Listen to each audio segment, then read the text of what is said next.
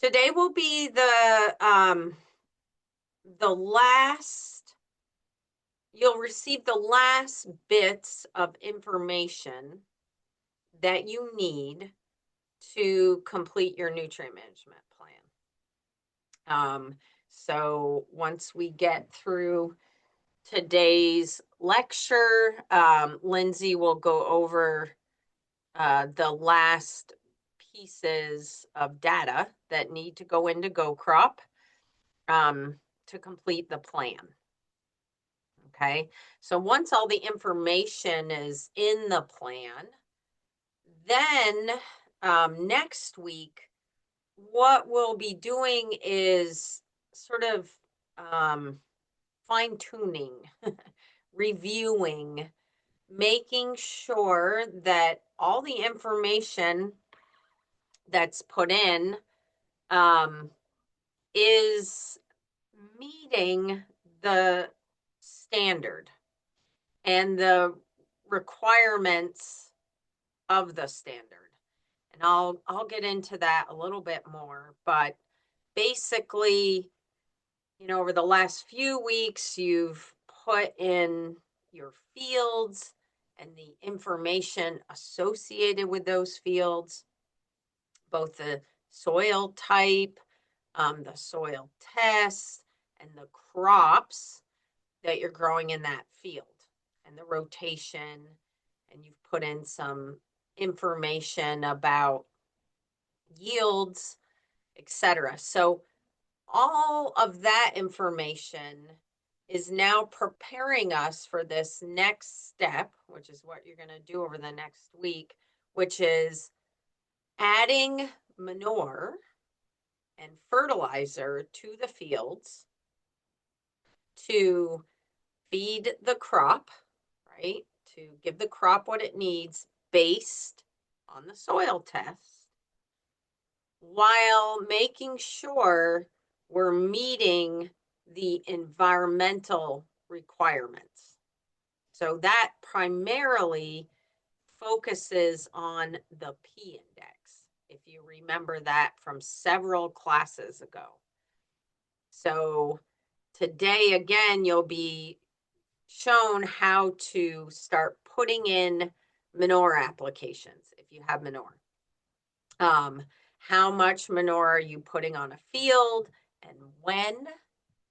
Okay, and then that will show you how many nutrients that manure is providing to the crop that you're growing. You will see your soil test recommendation, and you'll be trying to meet that need while not creating a situation where the risk of phosphorus loss is too high, right? So if you remember again from classes ago, if the phosphorus index, if that risk is very high from what you're doing and all the pieces, okay, then we can't put manure on that field. So you may, if you see that happen, you may have to start adjusting your plan. Okay. My first recommendation is always build the plan based on what you do, right? What you grow, the soil tests, and how much manure you have, and what you normally put on those fields, and when you do it. Okay. Get all that into the plan. Then, that's what I was saying, then we'll start checking. Does what you do, A, meet the needs of the crop, and B, does it meet the environmental regulations? Okay. And if it doesn't, what can we do different? So if you're meeting the environmental regulations, but you realize, wow, my crop needs more potassium than I'm putting on this field, do you want to put more manure on that field? Or do you maybe want to purchase some fertilizer to meet that need? Okay.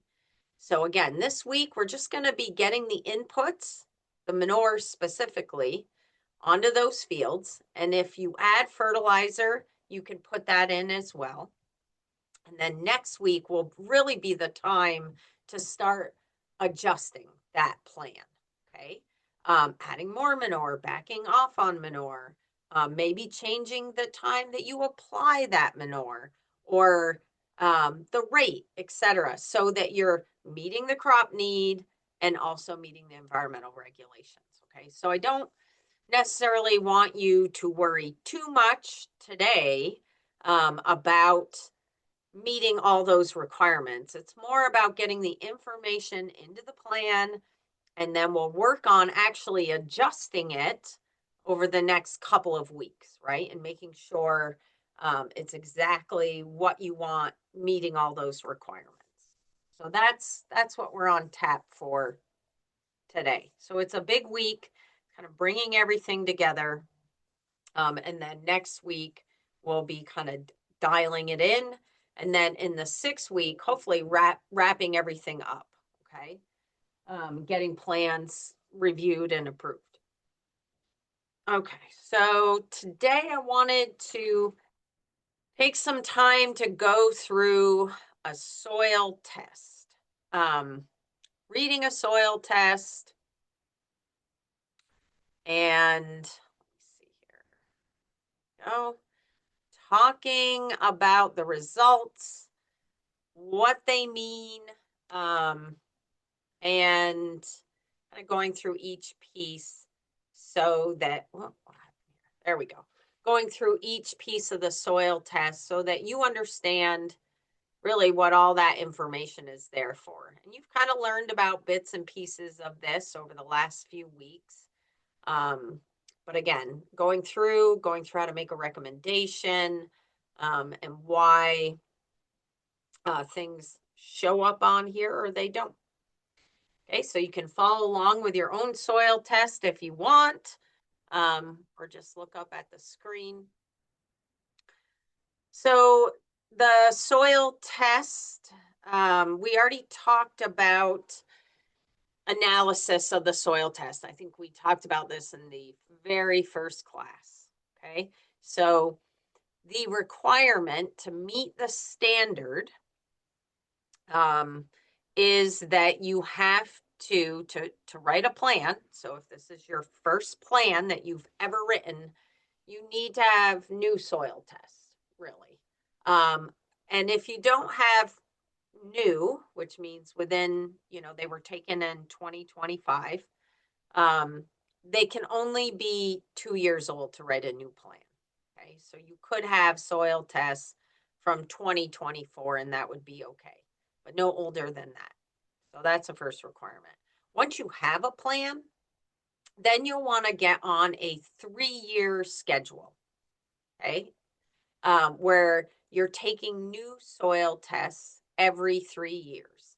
If you have a lot of fields, you might want to consider breaking that up, and taking, soil test, half the soil test, in 1 year and half in another year. And you can break that up however you want. But the regulation for all farms that are meeting the 590 standard is that you have new soil tests every 3 years.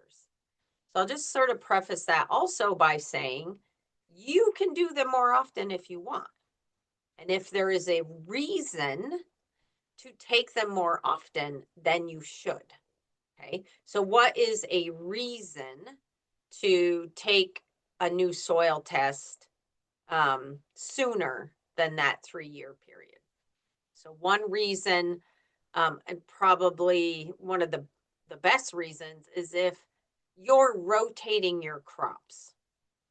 And so if you're rotating into a completely different crop that probably has different requirements, you will want a soil test before you do that. So you have a current look at what's going on in the soil.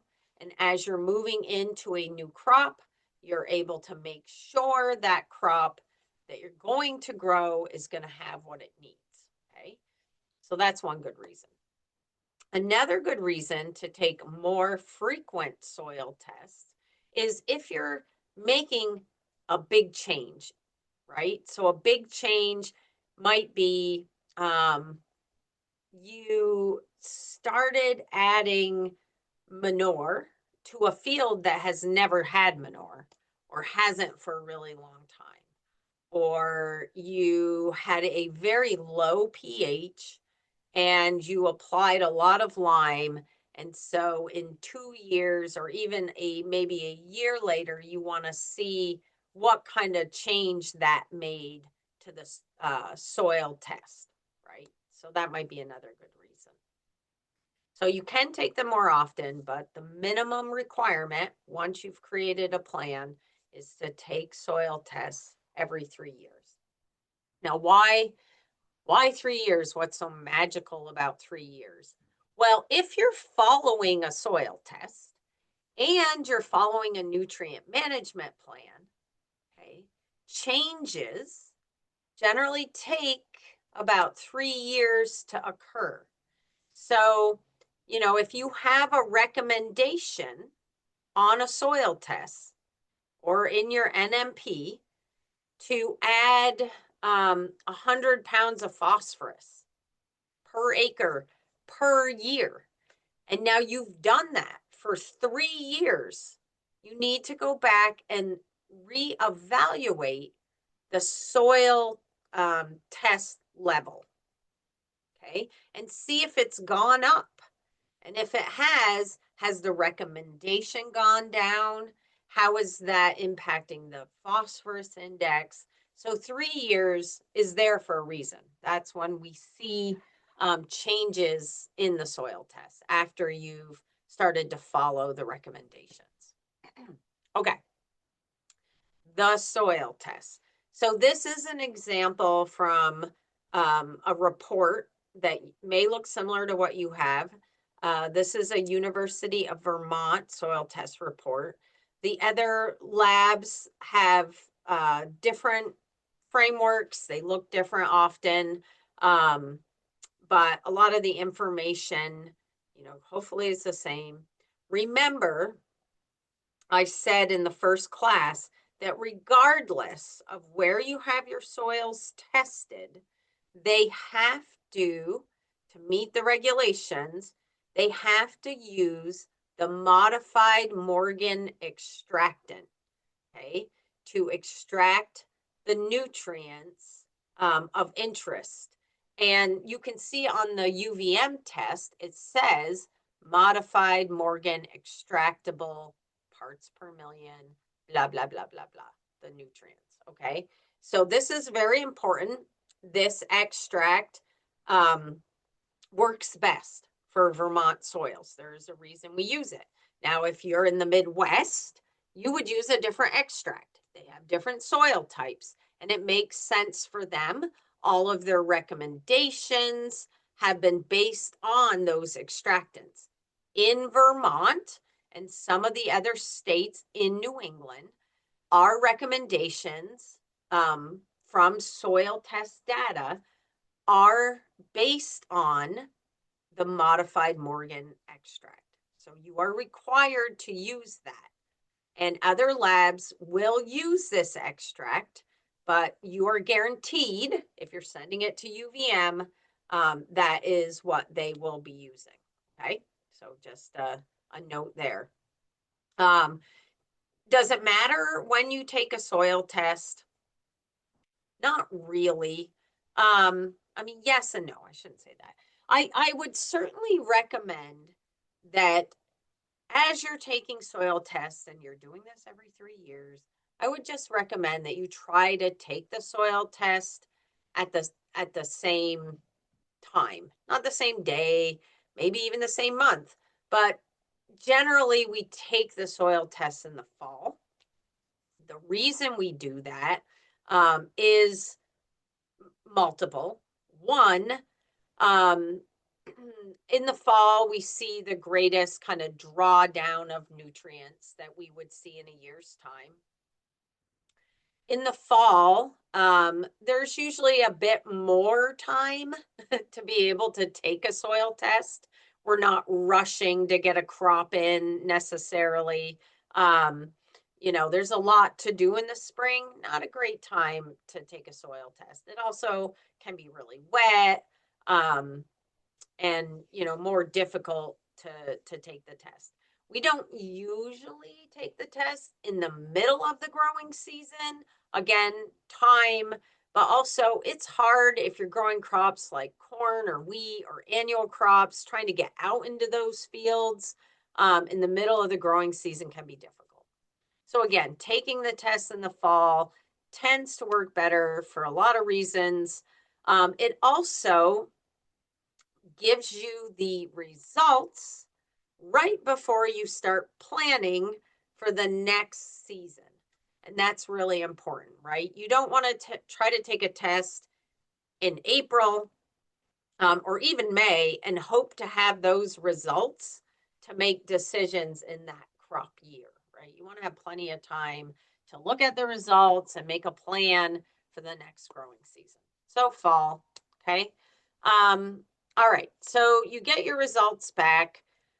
You've put these results into Go Crop already, but let's talk about what all this information means. On the test, you should have a bunch of information, the name of the farm, address, etc., your farm, the county. And it should have the lab ID, which is whatever you wrote on the bag. Okay. So one thing that's important here is you are required to have the soil test reports in your plan. That is an actual requirement. Now, of course, you put these into Go Crop and you could print out that Go Crop report, but it doesn't include all of the information. And it's important for this to be available to check if you are inspected. So having these soil tests is critical. Now, another piece that isn't necessarily required, but really helpful is that under the lab ID, you can see this field's called the corner piece. This is clearly what the farm calls that field, but it's always good to put the FSA track and field number somewhere on the test. And if conservation districts or maybe UVM is sampling fields for you, usually we put that on the test, but this way they can be easily identified if you are inspected, because the inspectors, they don't care what you call that field. What's important to them is to have that FSA track and field number. That's kind of the true name of your field, and then there's like the common name, which is your name. All right, so then when you're looking on the test, there's a bunch of information here.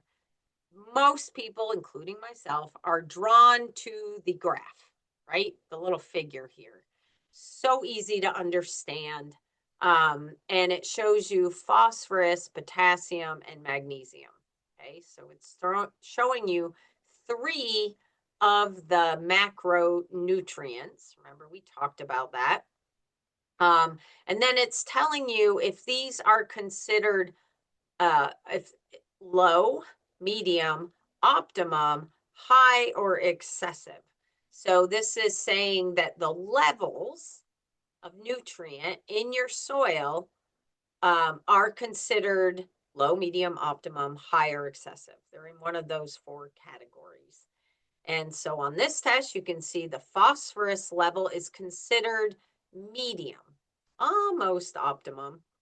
And the potassium level is more medium.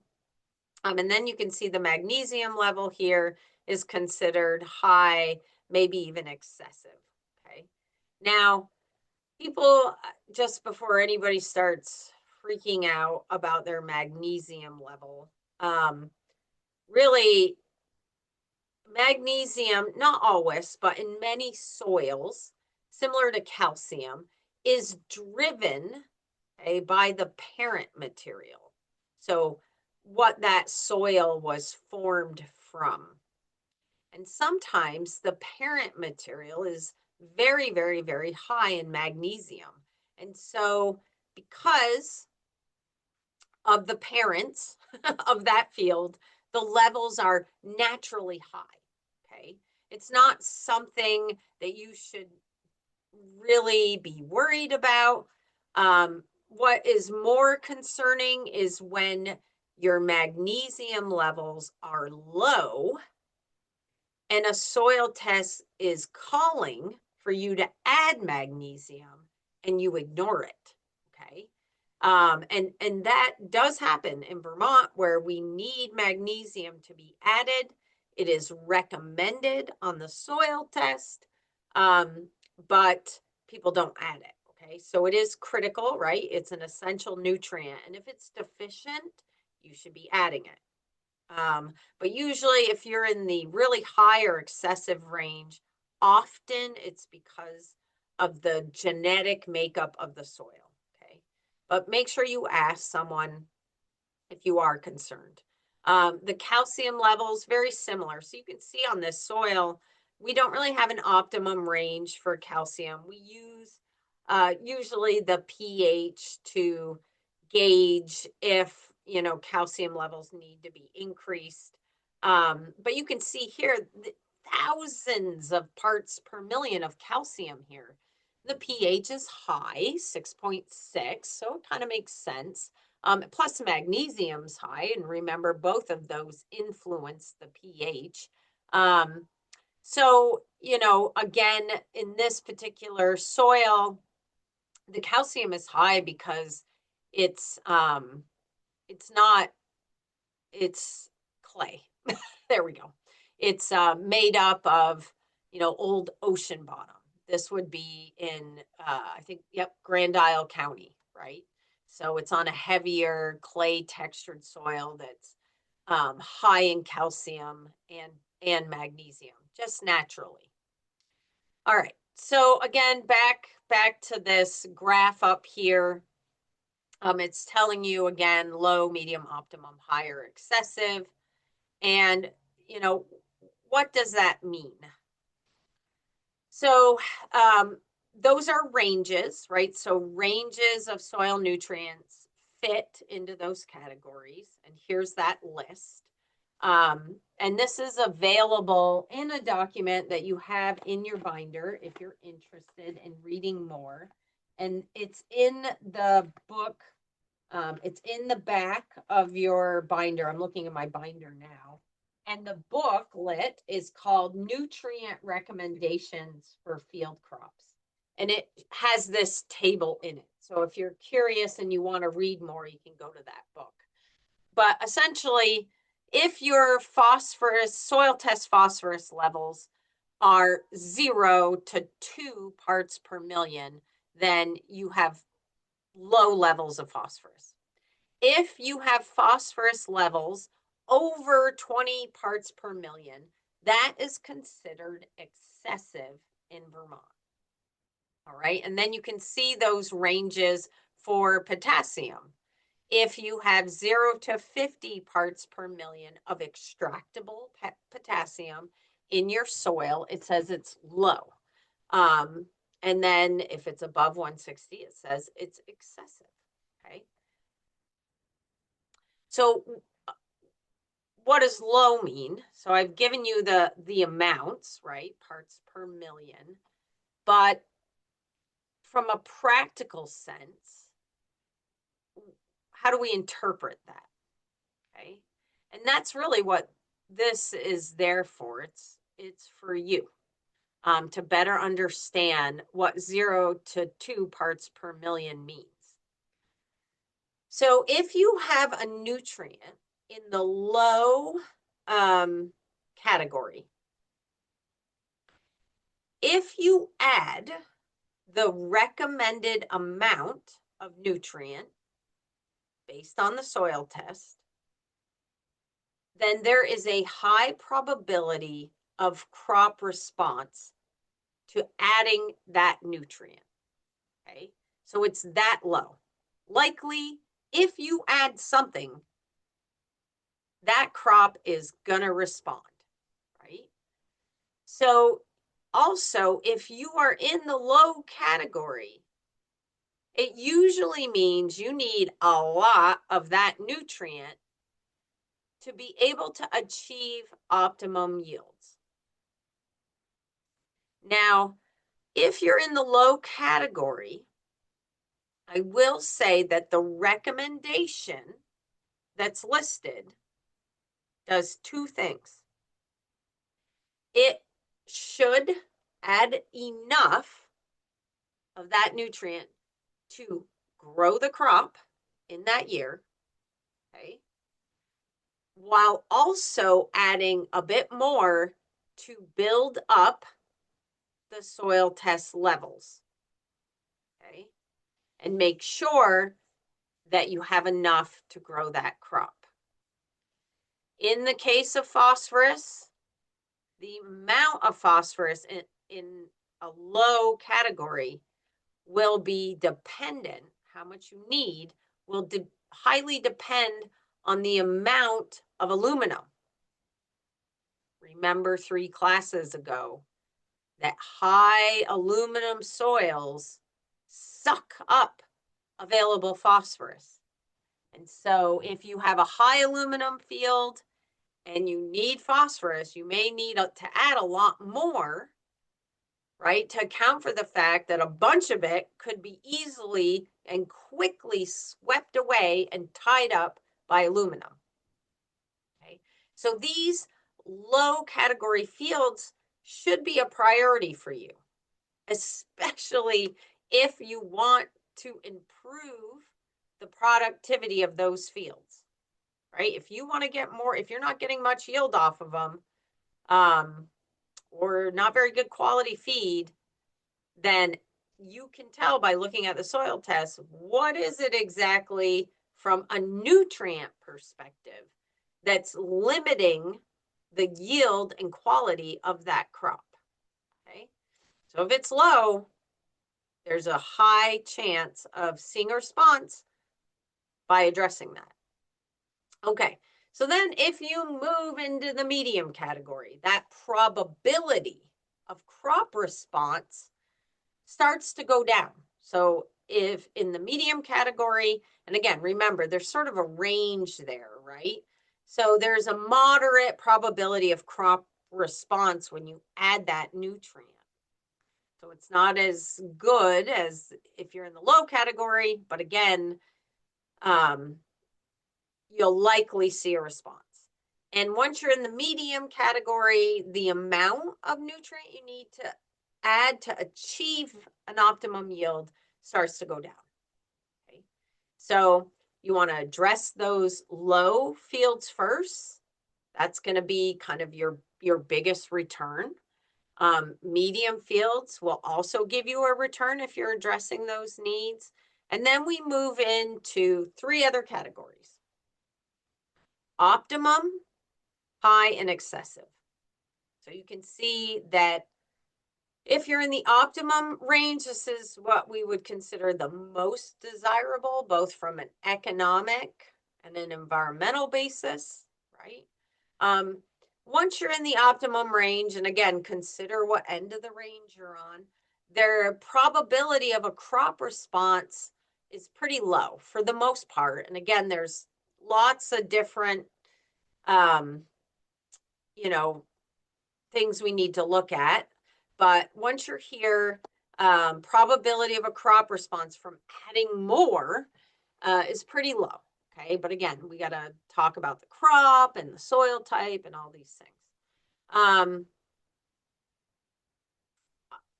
I think if you're renting land or managing something on a very short-term basis, and fields are an optimum level, it takes usually not much fertility to maximize yield once you're in this category, but you want to maintain it, right? Because once you're here, you want to kind of stay there. You don't really want to go up too much, and you don't really want to go down. So at this point, you're sort of maintaining. It's maintenance. It's less fertilizer. But again, you've got to manage that. That's why we do soil tests, right? Every 3 years. That's why we write a nutrient management plan. if you're in the high category, you have more nutrient there than what most crops are going to need to achieve their best yield, right? And so by adding more, you're basically throwing it away. And again, there's lots of considerations here, but it's a low probability of seeing a response at this point. You may need to add certain nutrients like potassium, again, depending on the crop, and different considerations. So just because you're in the high category doesn't necessarily mean stop fertilizing. It just means to really pause, think about the crop you're growing, yields, the season, soil type, before you just put on a lot more nutrient.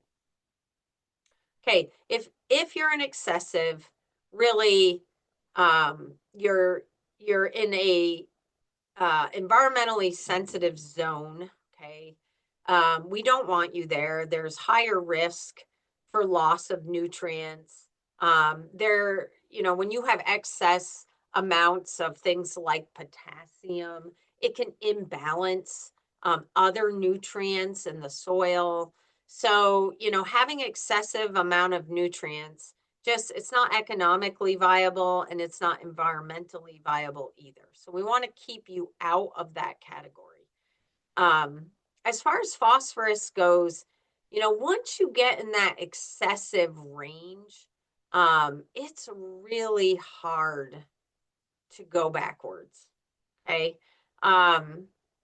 It's hard to reduce phosphorus in the soil, back down to optimum levels, once you're really excessive. Okay. So just our goal is to keep everything in optimum. All right. We've talked about this already, the pH of the soil, and how balancing pH makes nutrients more or less available. So we spent a good amount of time talking about pH, and you can see it right here on the soil test. In this example, it's 6.6. If you remember, we said 6.5 to 6.8 is really ideal. But, if you're falling below that, you can see way down at the bottom, you would get a recommendation for lime, all right? And it'll try to help you hit a target pH. So I'm not going to go into soil pH. We've already talked about that. Now, again, you can see here the list of macronutrients: phosphorus, potassium, calcium, magnesium, and sulfur. You can see the actual value found in parts per million. And then you can see if there is an optimum range or an average available that is shown in this category over here. Okay. And just so you know, average does not mean necessarily good or bad. We're going to talk more about micronutrients next week. So, if you're looking at your soil test now and you see, here's an example here for micronutrients, the iron level in this soil is 4.1, but the average is 7. This doesn't mean that you're having an iron deficiency, okay? It just is showing you the average of soil tests that have come into Vermont. Again, we'll talk more about micronutrients and cases where you should be adding micronutrients next week. Okay. Over here, I just want to point out where you find aluminum on the soil test. Remember, aluminum highly influences the soil pH, so a lot of aluminum Likely could mean that you have a very low soil pH. High aluminum means you could be tying up phosphorus and other nutrients as well. In this case, the aluminum level is 27 parts per million. So what's high?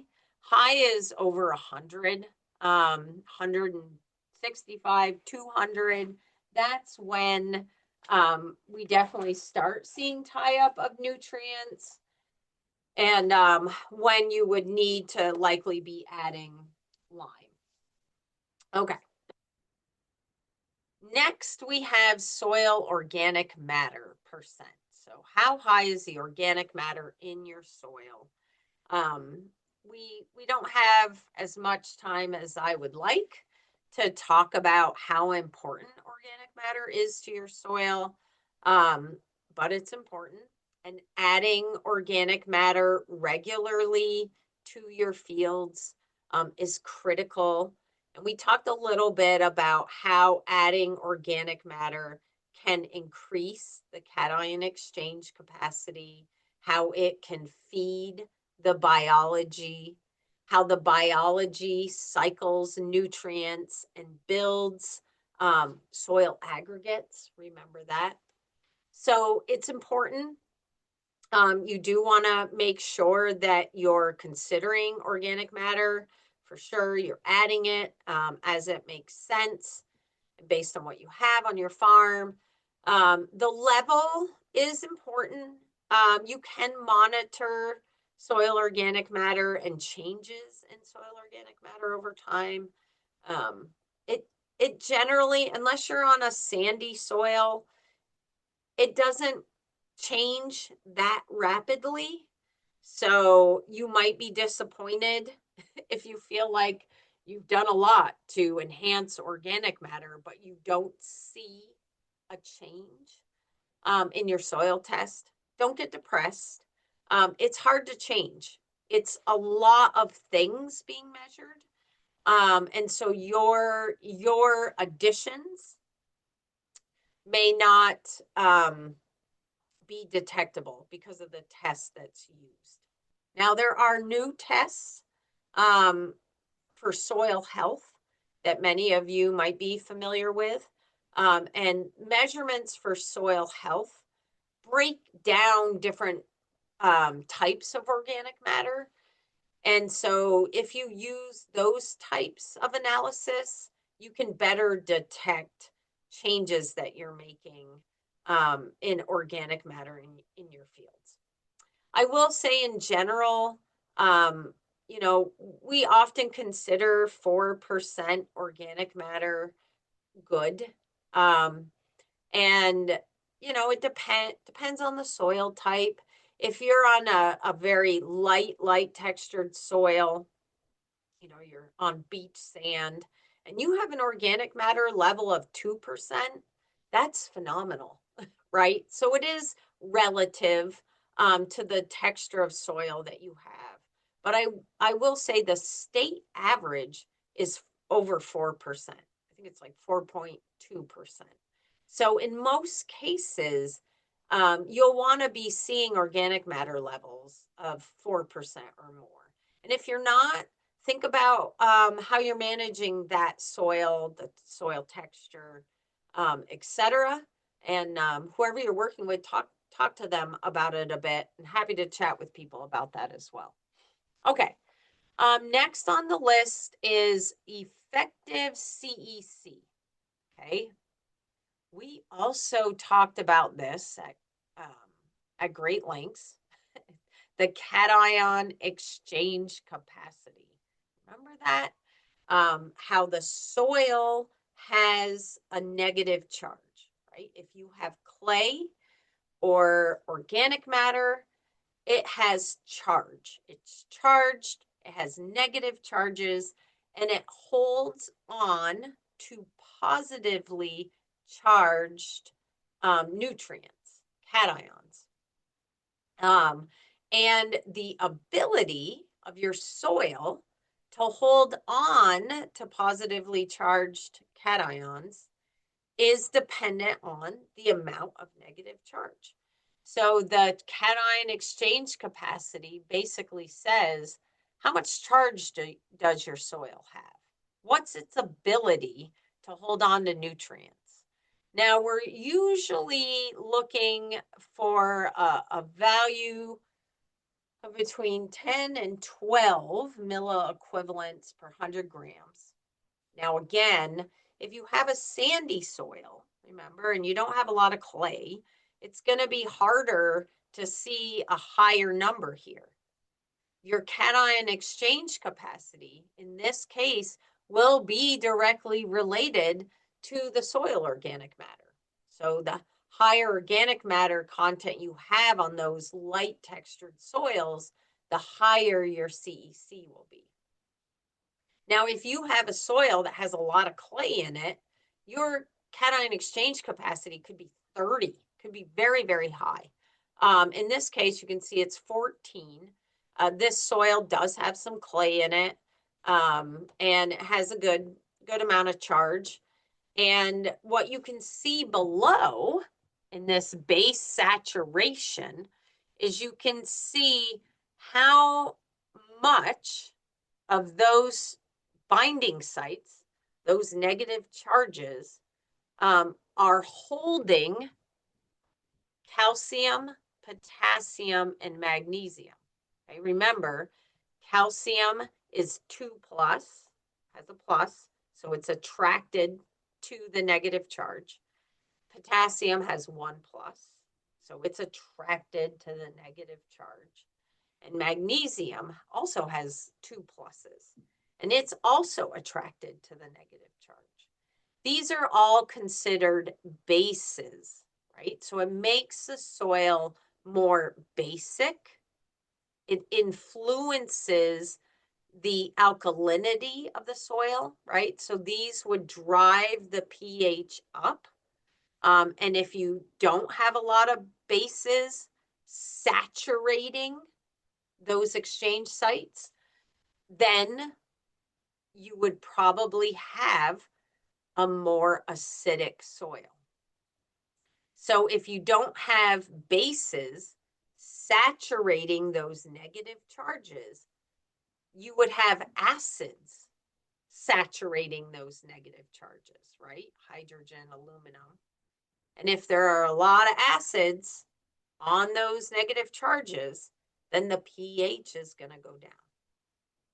So base saturation, again, is how many of those binding sites are saturated by bases.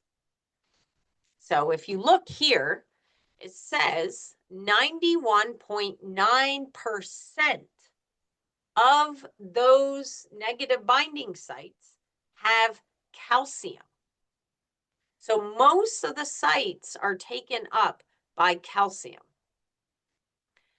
Potassium, only 1.6% of the sites have potassium. That's actually kind of low. Now, if you look at the potassium level of the soil over here, 85 parts per million, it's in the medium range, right? We could use some potassium. And this is saying the same thing. It's saying, you should have more potassium on those binding sites, 2 to 7%. Okay, so then I'm looking at magnesium, and the magnesium is kind of low. It's 6.5. There's a lot in the soil, but on the binding sites themselves, the calcium, right, way outweighs even the magnesium that's there. Okay? And that all of this shows up again in the soil pH. All right, so we do use base saturation as a guide to thinking about and sometimes making recommendations. Okay, it helps to explain a bit what's happening both with the pH and the cation exchange capacity, and also the available nutrients that you have. So it is important to look at, but we don't base all of our recommendations on these numbers. Okay, we use all of this information together to then come up with what do your crops need to grow. Okay, what's in the soil, how available might it be, and what will be available to your crop, and what more will that crop need on top of that. Okay,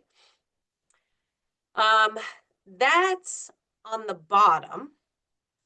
So on the bottom, you can see there are recommendations. And these recommendations are based on data collected in Vermont for the crops grown in Vermont. Now, in Go Crop, you've put what crop you're going to grow, yields, soil type, all that stuff. And so Go Crop actually will generate a recommendation for you based on the information you've provided.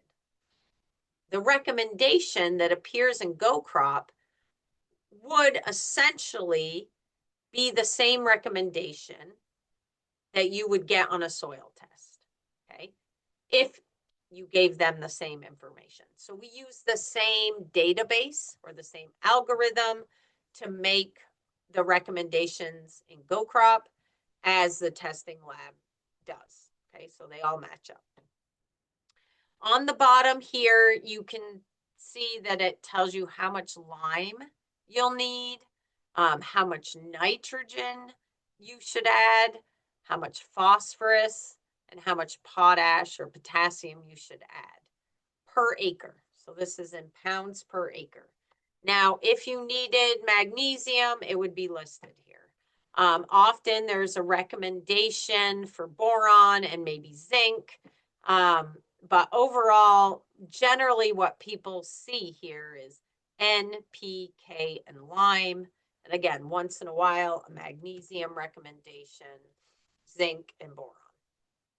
Now, what's important is, and you do this in Go Crop, is that often these recommendations are based on yields, how much you expect to yield, and the type of soil you have. Is it a sandy soil? Is it a heavy soil? So that information is really important to make sure that you're not over or under fertilizing based on, again, your soil and your yield goals, right? Because a crop that's producing 5 tons of hay is going to use more nutrients than a field that's only producing 2 tons of hay, right? So you don't want to over fertilize. So it's important to make sure that you're setting realistic yield goals. You don't want them to be something you can't achieve. If you're fine with 2 tons an acre, then fertilize for that. But if you want to increase the yields, you may need to apply a bit more fertility. What this recommendation doesn't do is it doesn't take into account any of the manure that you're going to add, right? So this is just information based on what the lab found in the soil and a limited amount of information that you have provided. And that is what Go Crop does as well. Okay, takes that base soil information, your yield goals, the crop you're growing, and it generates a recommendation to grow that crop. Okay, and like I said today, you will be going through the process now of trying to meet the nutrient recommendations based on that information with manure and fertilizer.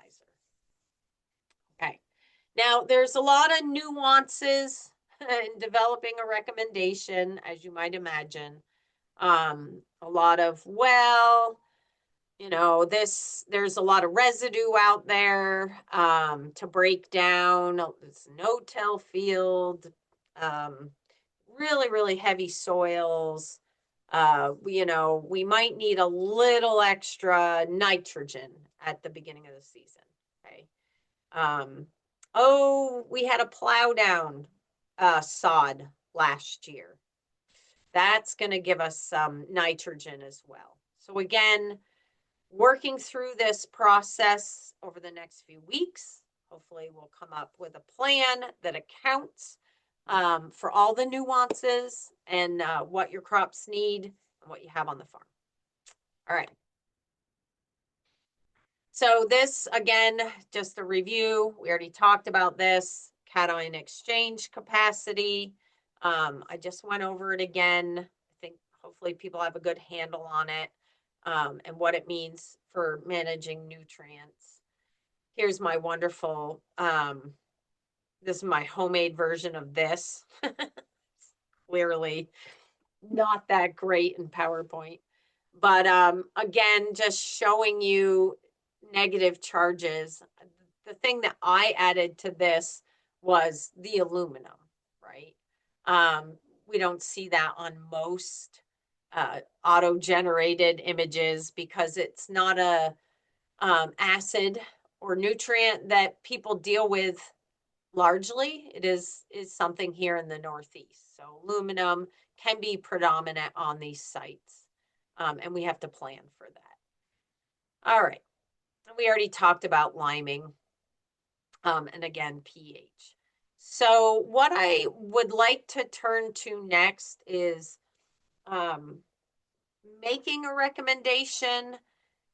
And again, you don't do this in this class anymore because Go Crop does it for you. And I would say before that, we'd rely on the soil test and or we would rely on the booklet that I just talked to you about, which is the nutrient recommendations for field crops. And it's kind of like when you're in grade school and you knew about calculators. um and you thought, why do I have to learn how to add if I have a calculator, right? No need. I don't need to learn division. But then your teacher puts you through this horrible process of learning how to do long division when you're never going to do long division again, right? Because you're just going to pick up your calculator and figure that out. But we're going to put you through that same process here in class. And part of the reason is here's the booklet that you can't really see. Let's see. Anyway, it's in the back of your book or in the back of your binder.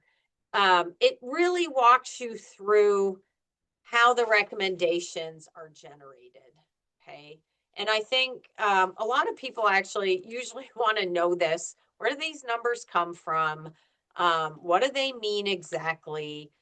And I use more fertilizer. Why are these numbers so low? Or I don't do that and my crops are fine. So I think it gives you, more information about where all these numbers come from.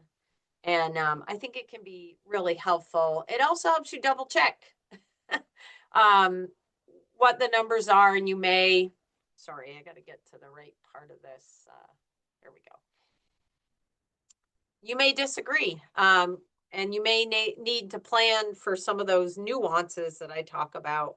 And a lot of that is actually addressed in the booklet as well. So it's a good read. Okay, so again, on the soil test or in Go Crop, you're going to get a recommendation. We're going to dig into nitrogen a bit. As I talked about, I think it was last class, nitrogen is a bear, it's not something, you don't see anything here about nitrogen, right? You only see it down here. And this is an estimate. Nitrogen recommendations are not based on soil tests.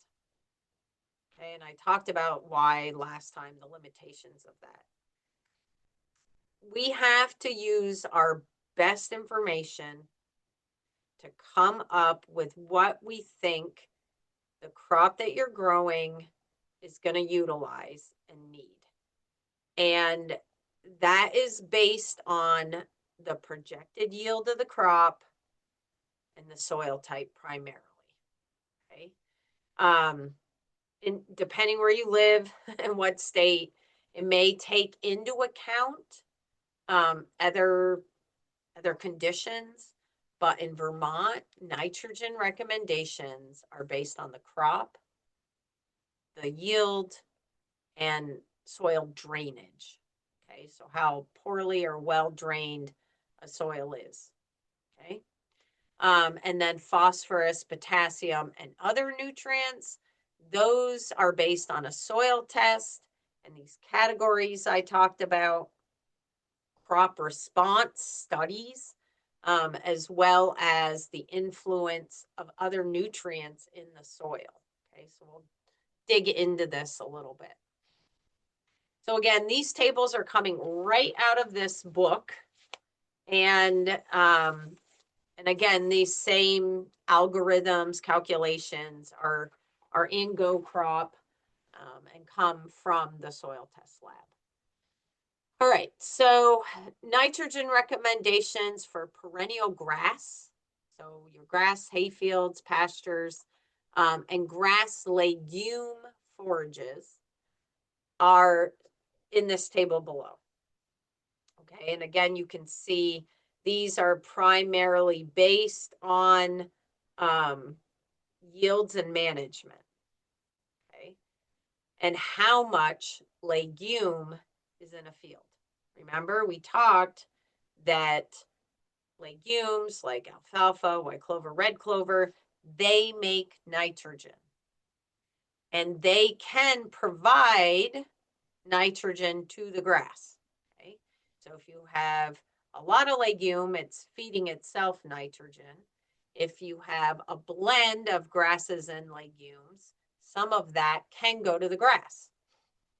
So if you have predominantly grass, okay, less than 30%, so this is why we're asking you in GoCrop, what's the percentage of legume in the mix or in the field? Because if it's over 30%, we are not going to recommend as much nitrogen, okay? If it's under 30%, we are basically fertilizing the grass, and we're going to put more nitrogen down. So if you have less than 30% legume and you are at a high level of management, so you are harvesting likely 4 to 5 times a season, you're on a probably a 28-day schedule, and you're taking your first cut May 20th, maybe even earlier, and you're trying to produce, high tonnage, then we are going to recommend that you put on 50 to 75 pounds of actual nitrogen per harvest. Okay? So in total, at this level of management, you will be putting on anywhere from 200 to 240 pounds of nitrogen per acre in split applications. Everything below that, you can see the nitrogen recommendation goes down. So if you're removing 3 to 4 tons per acre, then you're probably getting 3 cuts, maybe 4, but each cutting may not have as much. You're going to be adding over 100 pounds of nitrogen per year to get that. And again, that nitrogen can come from manure, it can come from fertilizer, it can come from a variety of sources, but based on the yields, that's what the crop essentially is removing every cutting. Okay, so then if you're down to 2 tons per acre, you can see the corresponding nitrogen need goes down quite considerably. Okay, and then if it's pasture, you'll want to be adding nitrogen as well, which again, you can do in a variety of ways. Manure is generally what folks use, but the need is less, and a lot of the reason it is less is because we're assuming the cows are also providing um, nitrogen there through grazing. Okay, now below that, you can see as the amount of legume goes up, the amount of nitrogen required goes way down. Okay, so that's why we encourage folks to be adding legumes into the mix so that you can feed the grass and not be required really to get optimum production. You're not needing to put as much nitrogen on those fields, right? If you have more than 60% legume, you shouldn't be putting any nitrogen on. Okay, what about phosphorus? And I will say there are other tables like this, and I just using this as an example, but there are other tables like this for corn, small grains, essentially taking into considerations yields, and in those cases actually considers drainage as well. Let's talk about phosphorus. And again, I'm showing you this table mostly to show you how aluminum level impacts the recommendation for phosphorus. And over to the left here, you can see you use the reactive aluminum level from your soil test. And then you look at the parts per million of phosphorus from the soil test to generate a recommendation. Okay, so if you're in that low range, right, and you have aluminum levels over 70, you could be looking at needing to apply 120 pounds of phosphorus per acre. And then you can see as the level of phosphorus goes up, you need to add less phosphorus. And once you're near optimum, really the recommendation is quite low and generally only to maintain phosphorus in the optimum level.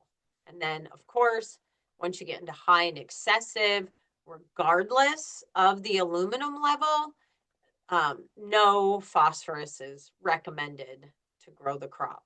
There are some nuances and adjustments here that get made along the way, but for the most part, what I want you to see is aluminum affects how much phosphorus you're going to put on.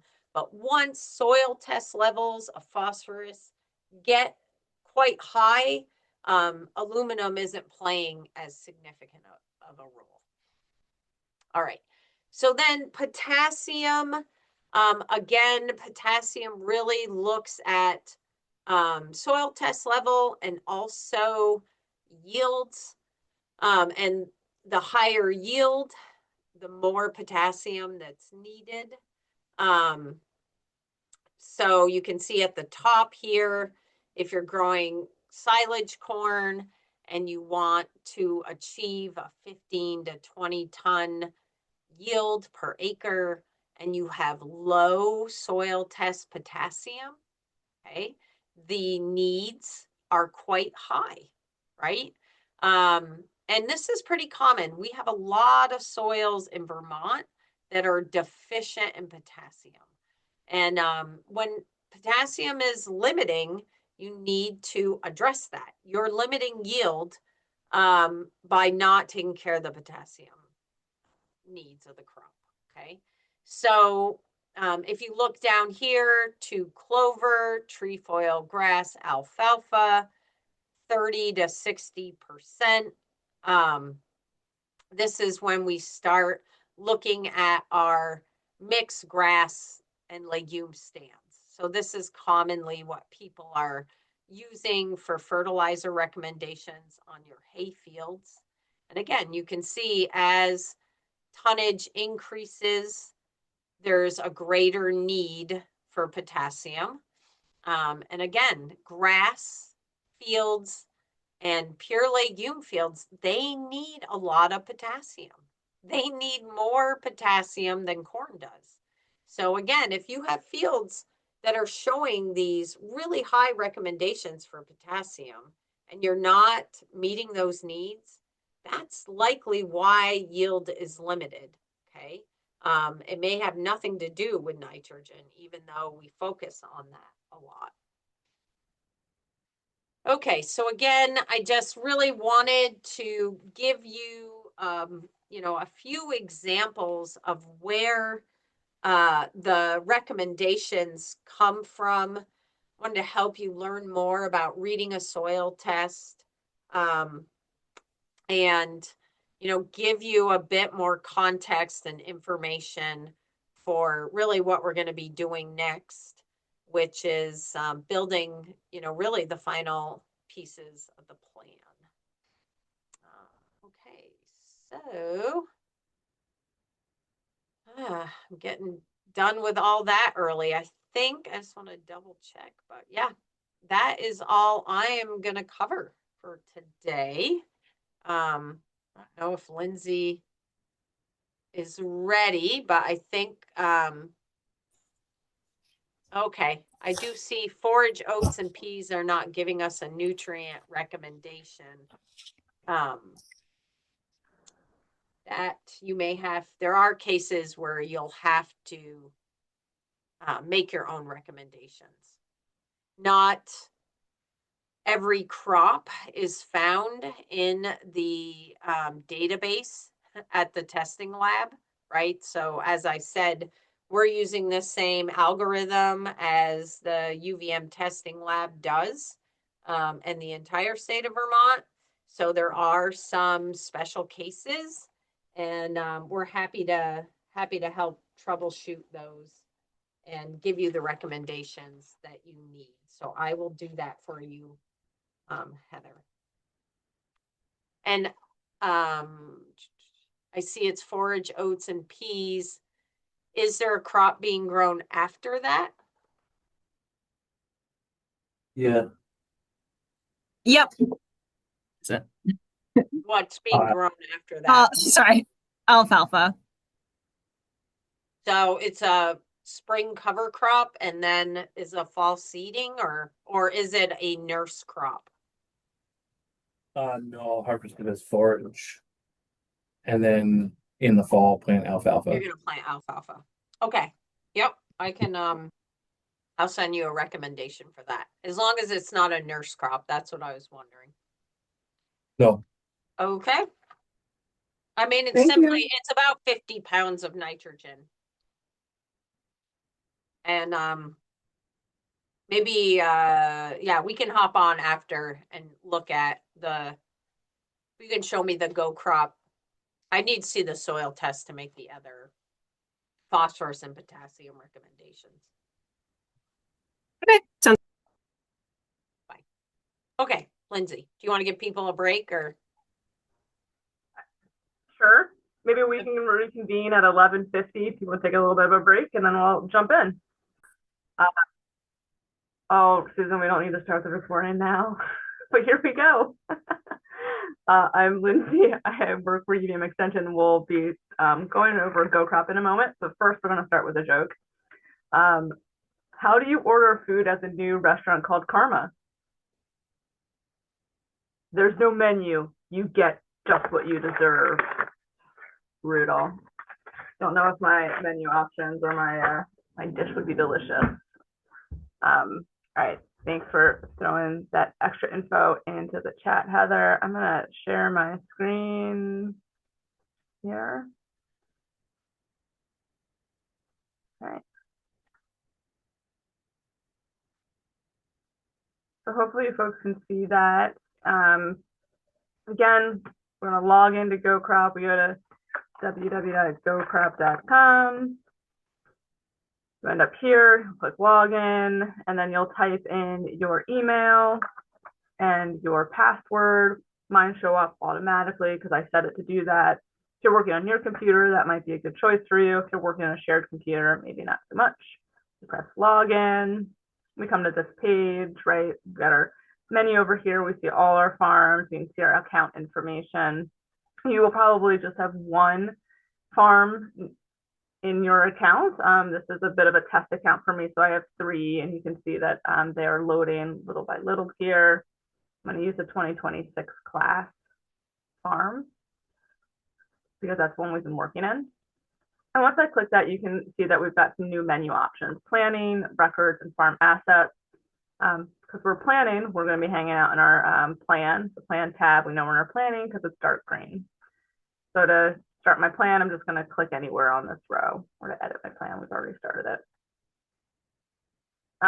We can see here, right, now that we're on our annual plan landing page, that we're on our dashboard, and we can see what we've got completed. So hopefully by this point, you've got little green check marks on everything. In mine, there are a few things I left blank, so I have this little bit of in progress or incomplete, partially filled in circle to denote that. And my nutrient balance is not started, so it's completely blank, and we are going to start that. We've been in class, for 3 weeks now, and we're in our 4th week, and we are just now getting to balancing. We've done a lot of work to get to this point, and we're finally here. So we'll click that row to start that, right? And once we click that, we see the same screen or similar format that we've seen in a bunch of our other steps here. We've got our field name, our track and field number, our crop, and then our status indicator here on the right is not started. And we've got some instructions on the top here. I like to remove those instructions just so I like to have my page a little bit cleaner. And to do that, I press a little X. You can always get that information back by pressing this little help button in the bottom left. To start nutrient balancing, you'll choose the field you want to start with, which could be the first one. Maybe there's another one you want to start with, but I'm going to start with my first one, which is diamond.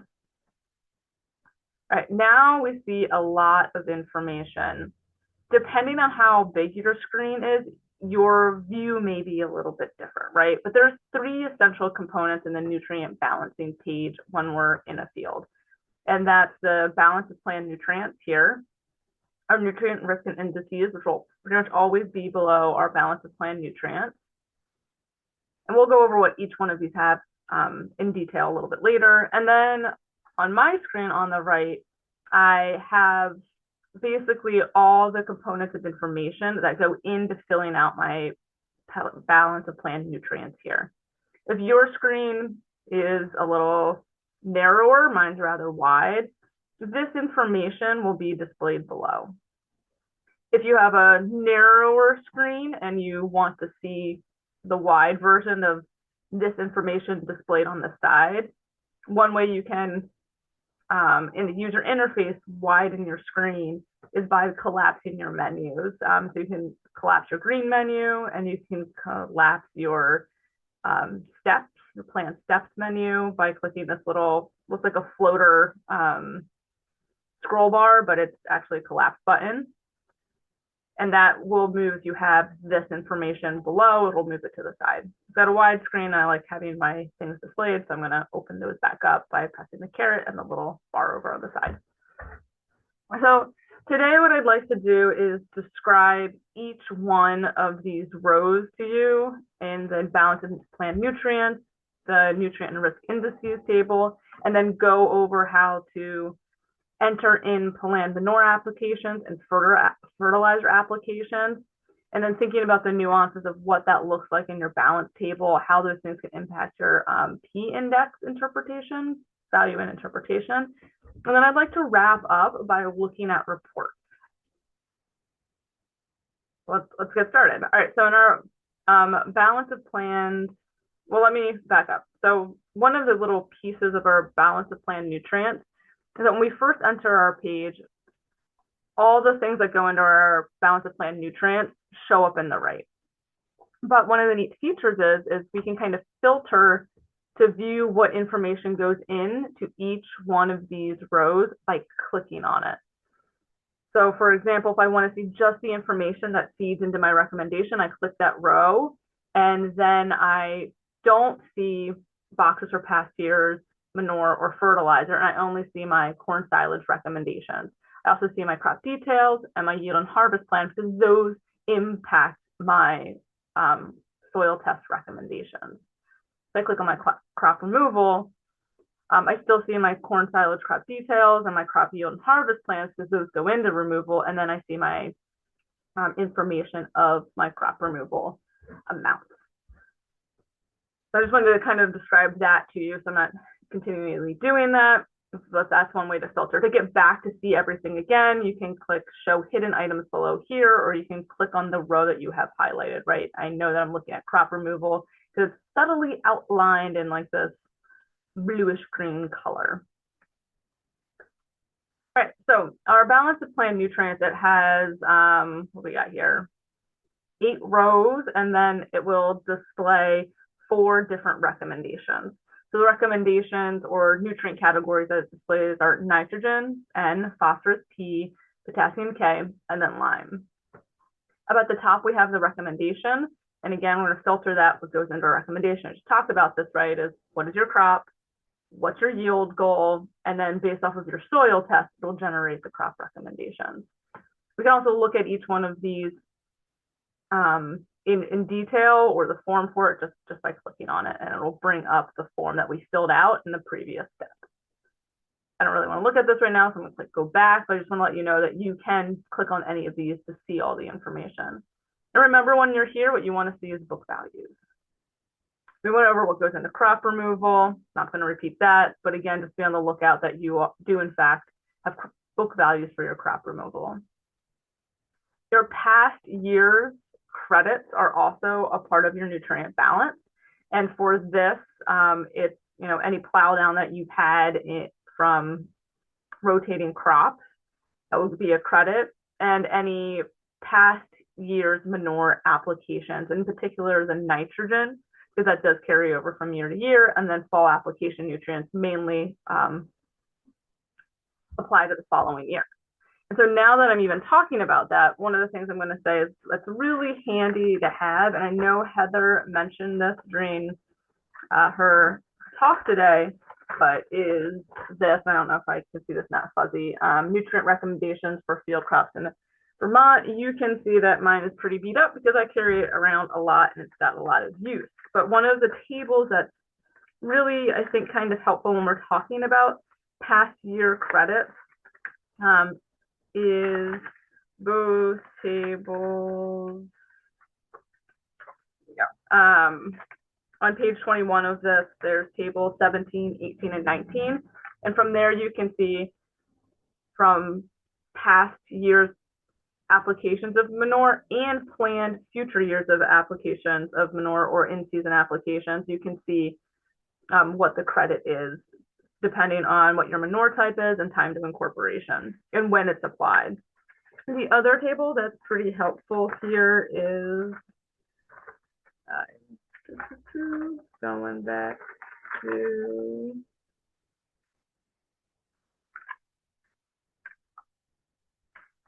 page 7. There's a table, table 5, called nitrogen credits for previous crops. That's something else that also goes into the credits section. We also have a row for manure, that's for plant manure applications, a row for fertilizer, for plant fertilizer applications. There's one row that will sum or aggregate multiple planned manure or fertilizer applications. And then we take all of those, our past years, our manure, our fertilizer, nutrients, and we put that into a total credit. And that's what appears in the total credits row. And below that, we have the balance. And what this is, it's the balance of your total credits against the recommended rates or recommendations from based off of your soil test. Below the balance, we have the balance that's against removal, which is crop removal, which means that it's showing you the balance of what has been applied or your credits and your planned applications against crop removal. And we'll talk a little bit later about why we show both of those things. If you don't see balance removal in your balance of plant nutrients, that's okay. That's a quick fix. That's the settings in that we can access in your farm record settings to kind of turn that on or make that visible. So that's something you don't have and you need. Let's talk a little bit about that afterwards and we'll get you set up with that.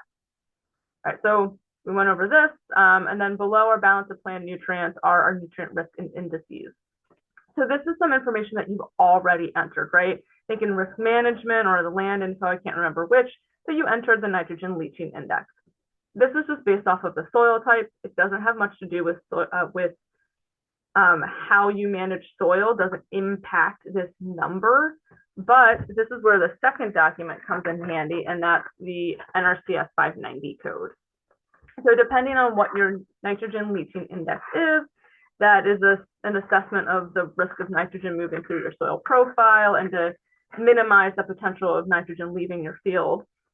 There are certain practices that you can employ to reduce that. So that's refer to the NRCS 590 standard to learn a little bit more about that. Our next row here is our soil phosphorus, and this is our soil test phosphorus. This would be either the phosphorus result that you imported through your record, or you might have just added it in your soil test tab. Our next row here is our Vermont P index, and this row is based off of a bunch of different information in a lot of the preceding tabs or steps that you filled out. If the first number you see is the value that is assigned to that, and the second word you see is the interpretation, right? And we also see that for nitrogen leaching index as a value of 1, the interpretation is a medium risk of the nitrogen moving through the soil profile. The soil test phosphorus is 5, that's in the optimum level. And then our VP and Vermont P index is 34, and it's got a low interpretation. And as the number increases in the Vermont P index, what that means is that the risk of phosphorus leaving your field increases. I know I'm repeating some of the things that Heather's already gone over, but this is the context in Go Crop with which it resides. So if you want to know exactly what's feeding into this number, you can click this row. It's highlighted. I can't click on any of the other rows because there's the only information that's associated with it. And once I click this, then I can see all the information that goes into the Vermont P index, right? So somewhere we typed in the elevation zone, we enter our soil test, we've got our aluminum. We don't have anything filled out for manure or fertilizer rate applications because we haven't entered them into our plan, or we haven't had any assigned past years credits to them. So that's where this information feeds into and why you entered it, because all of that is to assess the risk value of phosphorus leaving your field. If you need to change any of these things, you need to go back to the step in which you entered it to make those changes. So, and then the management is based off of a number of things in the table and the P index.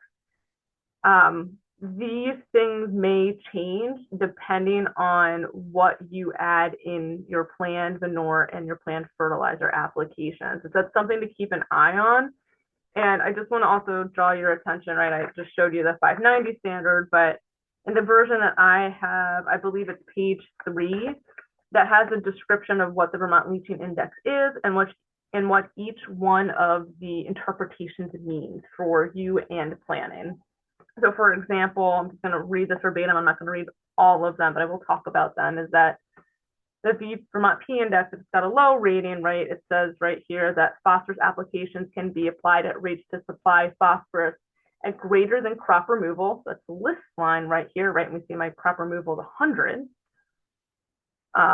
So rates to supply P at greater than crop removal, not to exceed the nitrogen requirement. So I can't go over my nitrogen requirement for the current crop. So this is interesting, right? So if I have a low P index according to the 590 standard, I can apply at rates greater than crop removal. My crop removal in this instance is 100 pounds of phosphorus, which means that I can very much go over my crop recommendation. Now, just because I can doesn't mean I should. And for you and applying manure, that should is, the agronomic is the gold standard, right? Like your plants don't need more than 20 pounds of phosphorus in this particular example, but you may also need to spread manure, which might bump the amount of phosphorus you apply past the recommendations. And as we start adding plant manure and fertilizer applications, you'll see my Vermont P index go up a little bit, and it can reach a point where it tips into medium, and then how much I can apply changes. So make sure you've got that 590 standard with you so you can refer back to the P index interpretation and the allowable application maximums. Right. That was a lot.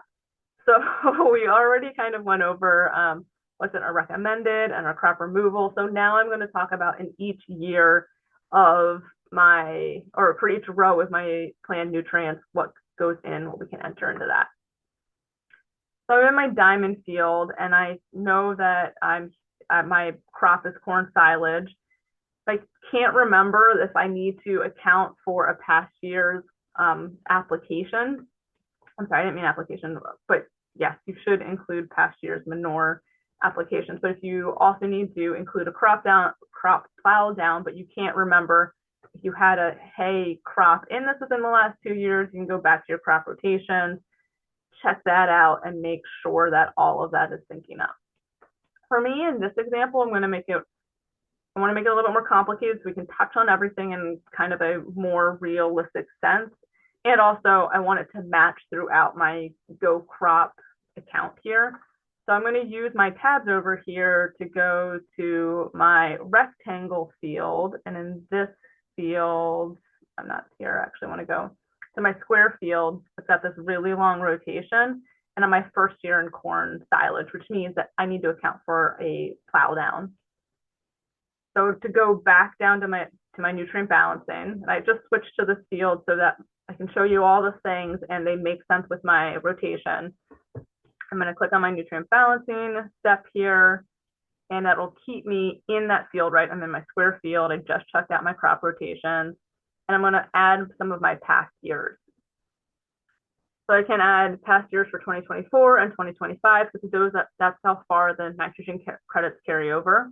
So if I wanted to account for any manure I applied in 2024, I would click this. If I didn't already have it entered in my records, because I'm just creating a plan now, I didn't enter any 2024 records, I would say I'm going to use credits from my manure, and I will enter in the information that it's looking for. So in this example, I've got liquid. I'm going to say that over the course of that year or so, I applied maybe, let's say, 6,000 gallons. And my average rate of organic nitrogen, because it's my organic nitrogen that will carry over from year to year, not necessarily my inorganic nitrogen. Make up a number here, and I'm going to click save. So now that I've entered that in, I can see that there's information filled out on my right for this specific year with that information. And I can also see it now show up in my past year's row under my balance of plant nutrients. So now I'm going to put in my credits from 2025 because I'm going to be planting corn after my hay crop.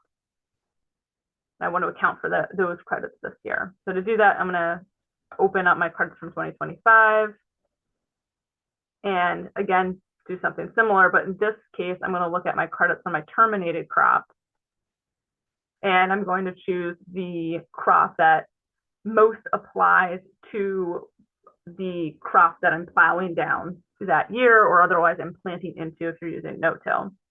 You got an alfalfa stand greater than 60, alfalfa 30 to 60, and then we have our other legume. And then we have grass high yield and grass low yield. And the difference between these is low level management is 40 pounds of nitrogen the first year after plow down, and then 20 years the second. The low yield is about 2 tons, and then high yield is anything greater than 2 tons per year on average of a harvest. And so it's a pretty regular or average hay field, 4 tons. I'm going to use grass high yield. You can refer to table 5 to see what nutrient credits come from which one of these categories. That's table 5 on page 7 of the nutrient recommendations for forage crops in Vermont, not forage crops, just field crops. Sorry, we're talking about forage. And if you have soybeans too, and there's also no crop other credit, but for me in this example, grass high yield is what I'm going to choose. And I can also still enter any manure applications I had from my previous year too that I want to account for. Throwing in some numbers there, and I'm going to save them. So I think Heather had mentioned this, right? Like the nutrient recommendations for field crops in Vermont, it's got a bunch of tables, and Go Crop is trying to do all those, or does do all these calculations for you. So you don't have to like sit there with a worksheet and pen them all out and then enter the total into a table and do the math. Go Crop is doing that for you. So now on the right, we can see that in 2024, I have some mixed sources. In 2025, it's complete. And I think the other thing I wanted to mention too, right, is that if you don't have any past year's credits to include, you don't need to open these, right? You saw that when I opened this, I could always click, there was a skip button essentially, or none applied this year. You don't need to touch those if you didn't do anything. But if you do have past year's applications that aren't entered into your records, they should be accounted for as a past year's credit. You can enter them here. I think one thing that you are probably noticing is that, well, my manure, that we had a credit for here in 2025 also contains phosphorus and potassium. Why didn't that show up here? And part of that is we don't have the science yet, or we haven't done the experiments to really reliably say that phosphorus in these sources mineralizes at this rate over time. So we just assume it's all there. Whether that's true or not is up for debate, but really for past years, it's just looking at nitrogen. I just wanted to kind of put that caveat there, and I'm sure that Heather also touched on that, so I'm just repeating what she's already said. So now we've got these past years, right? And Go Crop is starting to create our balance for us. It's totaled them up in total credits, and it's balancing against my past year's credits that ended up being about 75 pounds because of that previous hay crop. And that's going to mineralize over time, all that nitrogen. So it's taking that amount, subtracting it from our soil test recommendation, which is this first row that says balance. And the second balance, which is against removal, it's also taking our total credits and subtracting it from our crop removal. And at any point in time, you're like, wait, what does this balance mean versus balance removal? I think this little help text will tell us. We have this little strategic help text. Remember that more information that's you can access it when it's a question mark in a bubble just by clicking it. And it just gives us a little bit of information about what that balance means, right? The negative balance indicates an excess. We're trying to apply to meet recommended values, and applying a crop removal values will allow you to remain within allowed limits, sometimes essentially, depending on what your P index value is. All right, let's see what it looks like to add some manure applications. So I'm going to click my manure, and I put 6,000 down. The last couple of years, that was my hay crop, and I'm coming back into my corn crop. And so for this example, maybe I say typically I might try to put about, let's say 8,000 gallons in the spring, and I'm going to, chisel that in, right? Let's say you have an inject, a piece of equipment allows you to inject, you click inject, your time to incorporate is immediate. But if you're going to broadcast and then incorporate later, you can click one of the other manure incorporation methods, and then we have this time to incorporation show up. Because I clicked immediate, it's just showing me immediate earlier, but yours will probably show up something like having a box with a space to enter in a time, and then on the right, the choice to enter hours or days. So for me, in this example, I'm going to choose hours. It's going to be pretty quick afterwards, and say it's about 4. And we'll save that. And now, based off of my manure analysis results that I entered in nutrient analysis and the amount I said I was going to apply and when I was going to incorporate it, that GoCrop's doing all that math and saying, okay, based off of that, you're going to apply about 70 pounds of nitrogen, about 70 pounds of phosphorus, and about 176 pounds of potassium. So this was quite high, right? And one of the things to keep in mind here, and this is a little bit of a wonky example, is that in this situation, my recommendations are rather high because if I come back to my crop, I said I was going to take a first cut of hay followed by corn silage. And this is a little bit wonky because I said, oh, I'm going to put 8,000 on for my corn silage, maybe forgetting that I was going to do a first cut of hay. So in this situation, I'm going to come back, I'm going to edit this because I'm actually just going to apply a little bit of manure just in the beginning before first cut to help it get going. And because it's on my hay, I'm going to change this to not incorporated because I don't have a hay injector in this example. And then I'm going to click save. And maybe I'm going to bump that up a little bit actually to, late April. And now we can kind of see that I have a planned application I've entered in some past years. My Vermont P index, the value, the numeric value associated with it has increased, but my interpretation has stayed the same. So I'm still low. But we're going to add a few more manure applications because I just put some on to get my hay going. And now I'm going to add some to get my corn going too. And we're going to say that's going to be maybe late May, same manure source. I'm going to go put 6,000 in, and I'm going to chisel that within my 6 hours. Click save. And now my manure amount has increased, my phosphorus amount has increased. And because of how I'm applying it, when I'm applying it, the amount of phosphorus I'm applying, my Vermont P index has gone up to 59 and my interpretation is medium, which now means if I come back to my 590 standard, I went from low to medium. How does that change things? Well, in this situation, right, I'll read verbatim what it says is phosphorus applications can be applied at rates not to exceed phosphorus removal. All right, so I'm not exceeding phosphorus removal because I'm 31.3. I'm not in excess yet. Or the soil test phosphorus recommendation. Okay, so I'm in medium. I've made these applications and I'm still not yet quite over either my soil test recommendations or my balance removal. I'm good to go. I can keep adding if I want.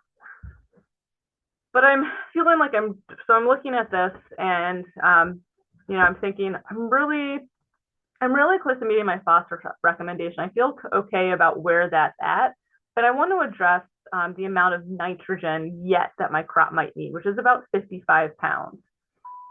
And I don't feel like I can quite I can play around and try to up my manure application to reach my total phosphorus recommendation by playing around with these numbers. And you might end up doing that, right? You might go back and forth to try to make that happen.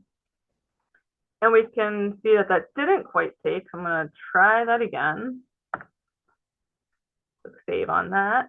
Oops, we got a little bug here. So I'm going to refresh my page and see if that helps. I'm going to filter down to my manure row. And for whatever reason, GoCrop's having a little bit of a hard time taking that change. So this happens sometimes. You're going to see me try to deal with this in real time. So I'm going to try one more time to change this and see if it'll let me. I'm going to click save. And it doesn't like any of that. So I wonder now if I can just start from scratch here. I'm going to try to trash this.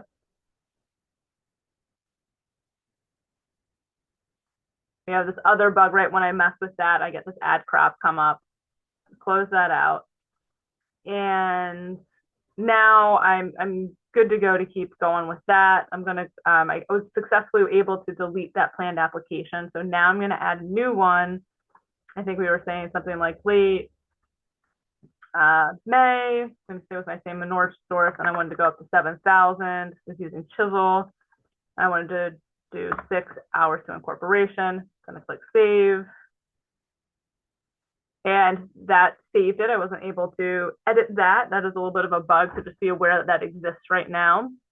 And sometimes, like for me, when I'm working with someone, my brain can't retain all the information all the time because it's trying to go through things quickly. Sometimes I have a piece of paper and I'll write things down before I trash a record before entering it again. But if you're working with a farmer who's got a better memory than you are as a support staff, that's really great because they can help remind you to keep you on task as you're entering in the things for them. Or maybe you are the farmer entering things in for yourself. This is a way to try to troubleshoot that. But it's, don't fear writing notes for yourself when you are in a situation like that.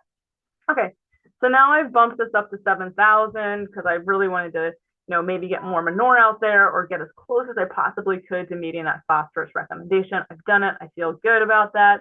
And now I might want to add some nitrogen to meet that crop recommendation. You'll notice that since I highlighted manure, I don't have the opportunity or the option to add a planned fertilizer application on the right. To make that appear, I can show all my hidden items, which will be everything for this table, or I can just keep clicking down and click the fertilizer row. And then when I do that, it filters just for fertilizer. If you are somebody who's not applying fertilizer, you can just skip this step and move on. If you really want to, you can also click none this year to skip it, just to like make it very final, but you don't have to. That's just like a note to yourself that you weren't planning on putting any fertilizer down. But for us in this situation, we are going to add a planned fertilizer application to try to meet that nitrogen recommendation. And we're going to try to do this maybe, early July. And we'll choose urea and start with 100 pounds per acre. And that's going to be just some side dress. And we're going to not incorporate it. We're just going to broadcast it. So you'll choose, the application type that makes the most sense for you. Some of these might be kind of redundant. You're like, what's the difference between side dress or top dress? That's just how you think about it, right? Like, if it's broadcast, you might be like, well, my side dress is broadcast. Just choose the thing that makes the most sense for you. Don't overthink it too much. And then your incorporation method, right? We have these same similar options like that we did for manure. In this case, I'm going to say it's broadcast, my side dress. I'm broadcasting, I'm not incorporating it. But just like in manure, if you chose moldboard, chisel, or disc, or inject subsurface, you'll have that option to choose time to incorporation. Once I've chosen all those, I'll click save. And now I'm really close to meeting my balance for my nitrogen, which is great.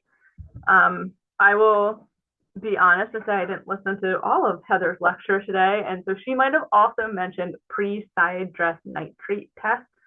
So I'm sorry if I'm repeating this, but let's say that, it's a pre-side dress nitrate test is a soil sample that is taken close to when you plan on side dressing corn. And it's analyzed within 24 hours so that you have an idea of the nitrate that's in that soil, and we'll base a recommendation off that.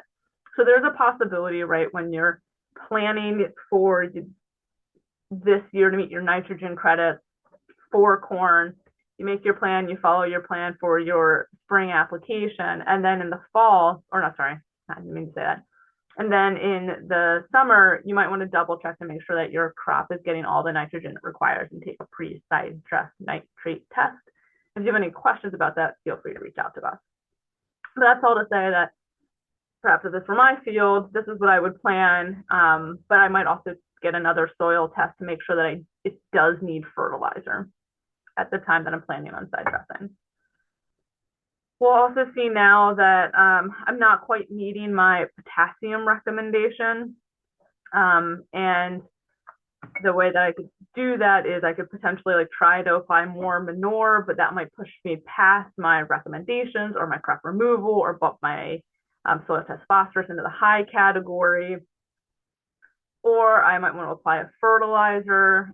The fertilizers I have as my options that I've already entered don't have a really good, strong potassium fertilizer. So maybe this is something that you're now thinking about when you see how much potassium your crop needs, that you might want to invest in a potassium focused fertilizer. And that might be something to think about talk with your fertilizer dealer with, and then get that analysis, enter it, and then make your planned application for that in particular. Or maybe you're okay with not meeting the potassium recommendations for your crop and you just want to move on, you want to focus on nitrogen. Just know that it's possible that potassium could be your limiting nutrient, keeping you from achieving the highest yielding, best quality crop that's possible. On the other hand, you got to weigh that with everything else that you're thinking about, like not just the cost of buying that fertilizer, but the labor of putting it out there, and is it really worth the return to you? I can't answer that for you. I'm just like putting that out there as potential conversation or things to think about when you're deciding how much manure or how much other bought fertilizer you're thinking about using when you're creating your nutrient management plan. And it's also something too, right, that you make a plan now, and for whatever reason something happens during the course of your season where you're not able to follow it exactly, because so many things can happen, so many things can come up, whether it's on the farm, in your life, or the economy in general. And if you find that you need to retool your nutrient balance based off of what you're currently experiencing to meet your goals for the rest of the year, it's really great to reach out to support, whether that's at NRCD or Extension, so we can help look at that and help you meet your goals throughout the season. So we're spending a lot of time together right now to create a plan to hopefully like set you up for success to meet your goals. But we also know that things can change, and we're here to help you think through that change in the ways that we have available to us. All right. So we went over how to add planned manure applications, planned fertilizer applications. We talked about our total credits are the sum of our past year's manure and fertilizer. Our balance is our total credits minus our recommendation. And then we have our balance removal, which is against our crop removal. We talked about how the Vermont P index is impacted by a lot of information you put in your soil, in your field steps, and also changes depending on how much phosphorus you're putting down and how you're putting it down and when you're putting it down. I think one other thing I want to say about this page before we move on is that a couple more things that we go back to the manure row, and you can see that we have, I just focused on the planned manure applications, but there's also this planned grazing manure. Just for this first round, creating your nutrient management plan for the first time, so don't worry about that right now. It's not required for you to track this. And in some ways, if you have chosen pasture as a crop, the recommendations are compensating for that deposition of nutrients from your livestock. So just ignore this. There's no need to get overly zealous. This would be like adding, I remember when we were talking about adding nutrient analyses, and your manure report has a lot of nutrients on it that aren't required in Go Crop. We don't need to add those in our nutrient analyses, and we don't need to add our planned grazing manure. Putting that as a PSA. When you feel like you have yes, I have balanced my nutrients on this field and I don't want to return to it, there's this nice little button up here where you can click done balancing. And it just says, I'm done. And then you see that once I click that, my options to add it go away. I can always say, wait, I need to come back to it, and these options will reappear for more planned manure or planned fertilizer. But what this is really nice for is, especially if you have a bunch of fields, you might have half your fields where you want to meet the nutrient recommendation goals for them, and you work hard on getting your manure to those and your other fertilizer, and you're not going to touch them. And then there might be another set of fields where you had more manure, you had more time, you had more fertility, you would want to apply there. You might leave those as undone as something to come back and revisit to. And part of the reason why I'm saying it like that is because we'll get to this in a moment, but when we go to our reports, there's also some manure drawdown. And we need to make sure that we're within 10% of either above or below the amount that you've estimated to generate applied to your field to meet the 590 standards. And so leaving a subset of field is not done balancing is great if there's a possibility that you may need to revisit and apply more manure somewhere else. So that's just a quick little visual of where you can go back to and what fields you feel like you were done with. So a couple other things before we get to reports. As I've gone through this, just like for my own visualization, to like cut out the noise, I've gone through row by row. And so we've seen what I've added row by row. But remember when we first came in, I wasn't filtering, I could see everything. But the only things I could see all at once were I recommended in my crop removal because those were the only things I had information entered for. So to display everything, I can either click against show hidden items, or I can click the row that I have highlighted, which I know is the row I'm filtering through because it's got this very subtle outline in it. Once I click that, now I can see everything I've entered, right?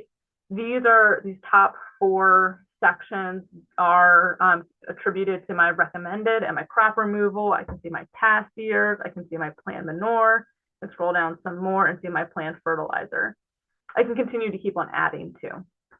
And if I want to see more details for any of these or essentially edit them, I can click on that row, that little detailed blurb. And I know I can click on it again, right, because it gets highlighted in this light blue color. Right. And so now I just want to show you, and what's nice about this new version of GoCrop is that once you're done with one, you can cycle to the next one. I'm on my last field, so I can't go right, but when I'm done with this one, I can go to the next one just by clicking this little carroty button either way. So just continue to do this for each one of your fields. You may have a lot of fields, so you might not get to do them all in class today. And we can come back to doing this next week, or you might work on it for homework. But when you do come back, what you'll see then is this list view when you come to your steps. And we can see I've got my 3 that aren't started, and I've got 1 that's in progress. This will always say in progress unless you say I'm done balancing. Once you click done balancing, come back to your list and it tells you you're done balancing. You don't need to click that. Part of the reason why we created that was that description, right, of when I was describing a situation where you may want to, for your own sake, know what you're done balancing, what you want to work on, to keep updating throughout the rest of the class to figure out where you want to put your manure and other nutrient sources. But the other piece of this too is that if we go back to our dashboard, our nutrient balancing, when we first started, remember, it was just like that clear circle because we hadn't started it. Now it's labeled as in progress. And we'll only get this little checkbox if all our fields in nutrient balancing have a done balancing check on them. Because this is one of those situations where I know we say a lot of the time that GoCrop can check for completeness but not accuracy. And in particular, nutrient balancing, it really doesn't know when it's complete. Like it just has no check for that. And so this is you doing that check. I'm spending a lot of time on this. It's not really necessary. Just wanted to let you know how that works and also what's optional. Like nothing magical happens if you have a checkbox here or not. It'd be really cool. It'd be really fun if like balloons or confetti popped out when all of these got a checkbox, but we don't have that built in. So there's like literally no reward mechanism, even so small, for this to be a little checkbox. And that's okay. So now I want to go to reports and kind of describe what those look like a little bit. Because I think when I'm looking at a plan for completeness, it's really helpful to look at the reports because it's another way where I can see what might need to be updated or amended to be in the standard within the compliance of the RAPs and the 590 standard. So to get to our reports, there's this tab here, right? We're in our planning, we're in a landing page, went to our dashboard, went through some of these steps. Now we're going to report. And I'm going to give it a little bit of a moment. Don't think we've been on this report page yet, so I'm just going to take some time to describe this. So the first thing we see is that we're in reports, it's combined report, and we see this list of reports under individual farm reports, and we see that we have a label here if it's part of Vermont P Index or if it's optional. So this VTNMP, that label basically means that if you generate a default combined report, the Vermont Nutrient Management Plan label means that it's a part of that combined generation report. These optional reports don't get included in that default. We'll get into other parts of this a little bit later, but the other thing that you can do for each one of these is generate them individually. By clicking on that row, once you get here for an individual report, it'll tell you why it's not complete. But it does generate anyway, so that's great. But it's just letting me know here in red that my plan narrative report is not complete because I didn't put in my watershed, right? And I come back down here and I'm like, oh, well, my hydrological unit code is missing. And so that's where my information is missing in my watershed category. When you're here too, you can download it. You can open the PDF through these two buttons. And then you also have the same options here on the right to download or to print. You can also enlarge it by pressing the little plus button right next to the percent number. But I'm gonna get out of this by going back to my report. And now that I've opened this one, it's now triggering GoCrop to tell me if it's complete or not. Otherwise, it says that it's unknown. I'm not going to go through each one of them to generate this status, but just to let you know that that's what this means. It's letting me know ahead of time that my plan narrative is incomplete, and we just went over why. So we have all of these: our plan narrative, manure sources, manure drawdown, field inventory, risk assessment, Vermont P Index, the farm nutrient balance, the soil test schedule, the plan summary, and the planned manure applications, and fertilizer applications report or crop rotation schedule, all a part of the default combined report. Now we have some special ones, which are the land-based summary.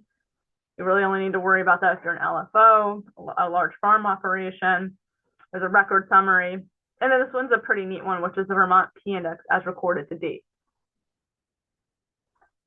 So we have the P Index based on our plan, but as the year progresses, again, right, you might not follow the plan to P because things comes up. And you can always see what your Vermont P Index is based off of your actual records, not your plan, but what you've actually done. And then the other piece that's also a part of your default combined report is all these like farm-wide reports, but then we also have your individual field plan reports. And these individual plan reports will just open up the square field that we just did. And this is the plan that we just entered in our planning nutrient balance step, right? It's got my crops, my anticipated yield, what I had for past year's credits, what I plan to do for my manure, and also my planned fertilizer. My other fields will be blank because I haven't planned any applications. But I'm going to close this. I am going to go over this a little bit more in detail. To get out of this, I'm going to go back to my report. And before I generate my default combined report, which has all the reports that you need to meet the state standards, I do just want to touch briefly on this customize button. If I come to this customize button, it's basically the same layout. I've got all my individual farm reports, and I got my individual field reports. I didn't touch on the field record log at all because maybe you don't have any records entered into GoCrop, but you could also,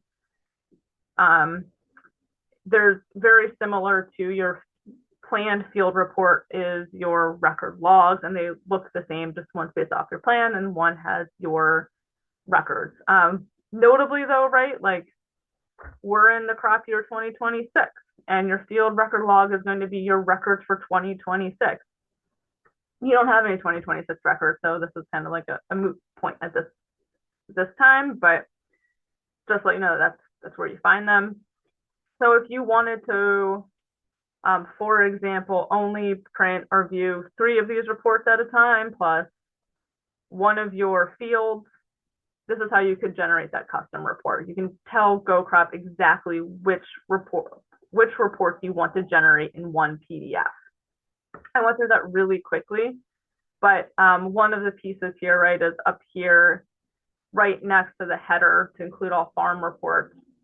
If I click it once, it'll choose everything. I can unclick it to deselect everything, and then I can click on the reports I actually do want.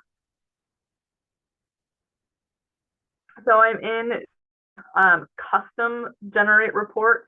I want to go back to the default because that's really where we're going to spend our time. I just wanted to show you that this exists. To get back to that use default, I'm going to click the use default button, and then I'm going to click generate. This might take a little bit of time. I have this blurb that comes up that says, hey, are you sure you really want to do this? You're missing information for your plan narrative and your risk assessment. Remember my plan narrative, it is the hydrological unit code.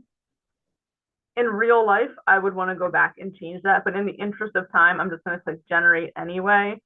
But in general, if you see something that's incomplete, you should address that before moving on. I'm going to make this bigger so we can all see it.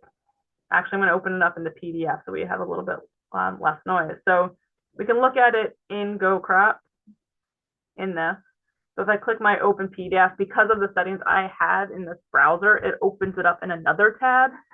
If you click open PDF, depending on the settings in your browser, it might prompt you to download it. And if you want to download it, you can also use this button in the right-hand side within the gray bar. But I'm going to use my browser. I'm going to make it bigger so everyone can see it. And so once you've done all your planned nutrient balances, this is a place where you can go to basically double check your work in a little bit of a different setting. Like it's the same things you've entered, but looking at it a little bit differently, which I find really helpful because, you know, when I spend a lot of time in this zone, it's really easy for me to start to glaze over and gloss over stuff. And so just shaking up the visual a little bit helps me, triggers me to look at things a little bit differently and a little bit more clearly. So you're just going to look at everything and review it, right? Like this is the farm address, is this the actual like a planner, check out your description, that makes sense. Here's another space to make sure that your tillable, permanent, and pasture hayland total up to owned. You've got all your information in your watershed, your typical rotation, crop sequence makes sense. That follows what you're actually doing. Your tillage information, your livestock, manure information. Again, if none of this looks great or correct, go back to your, your planning and fix it up.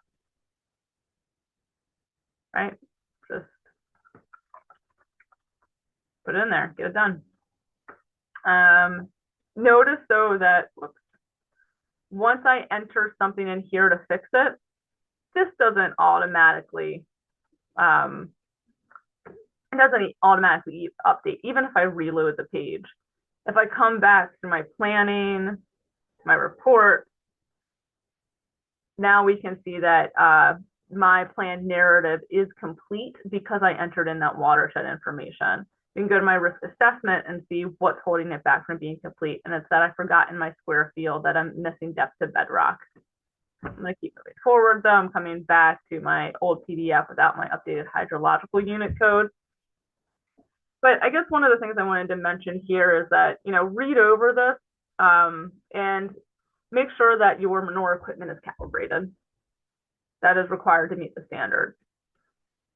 We have our manure information here. This comes from your nutrient sources and your nutrient source analyses. Got the test date, the breakdown of the nutrient analysis, how much is said was to be generated a year, how much is exported, and then how much is available to be spread that calendar year.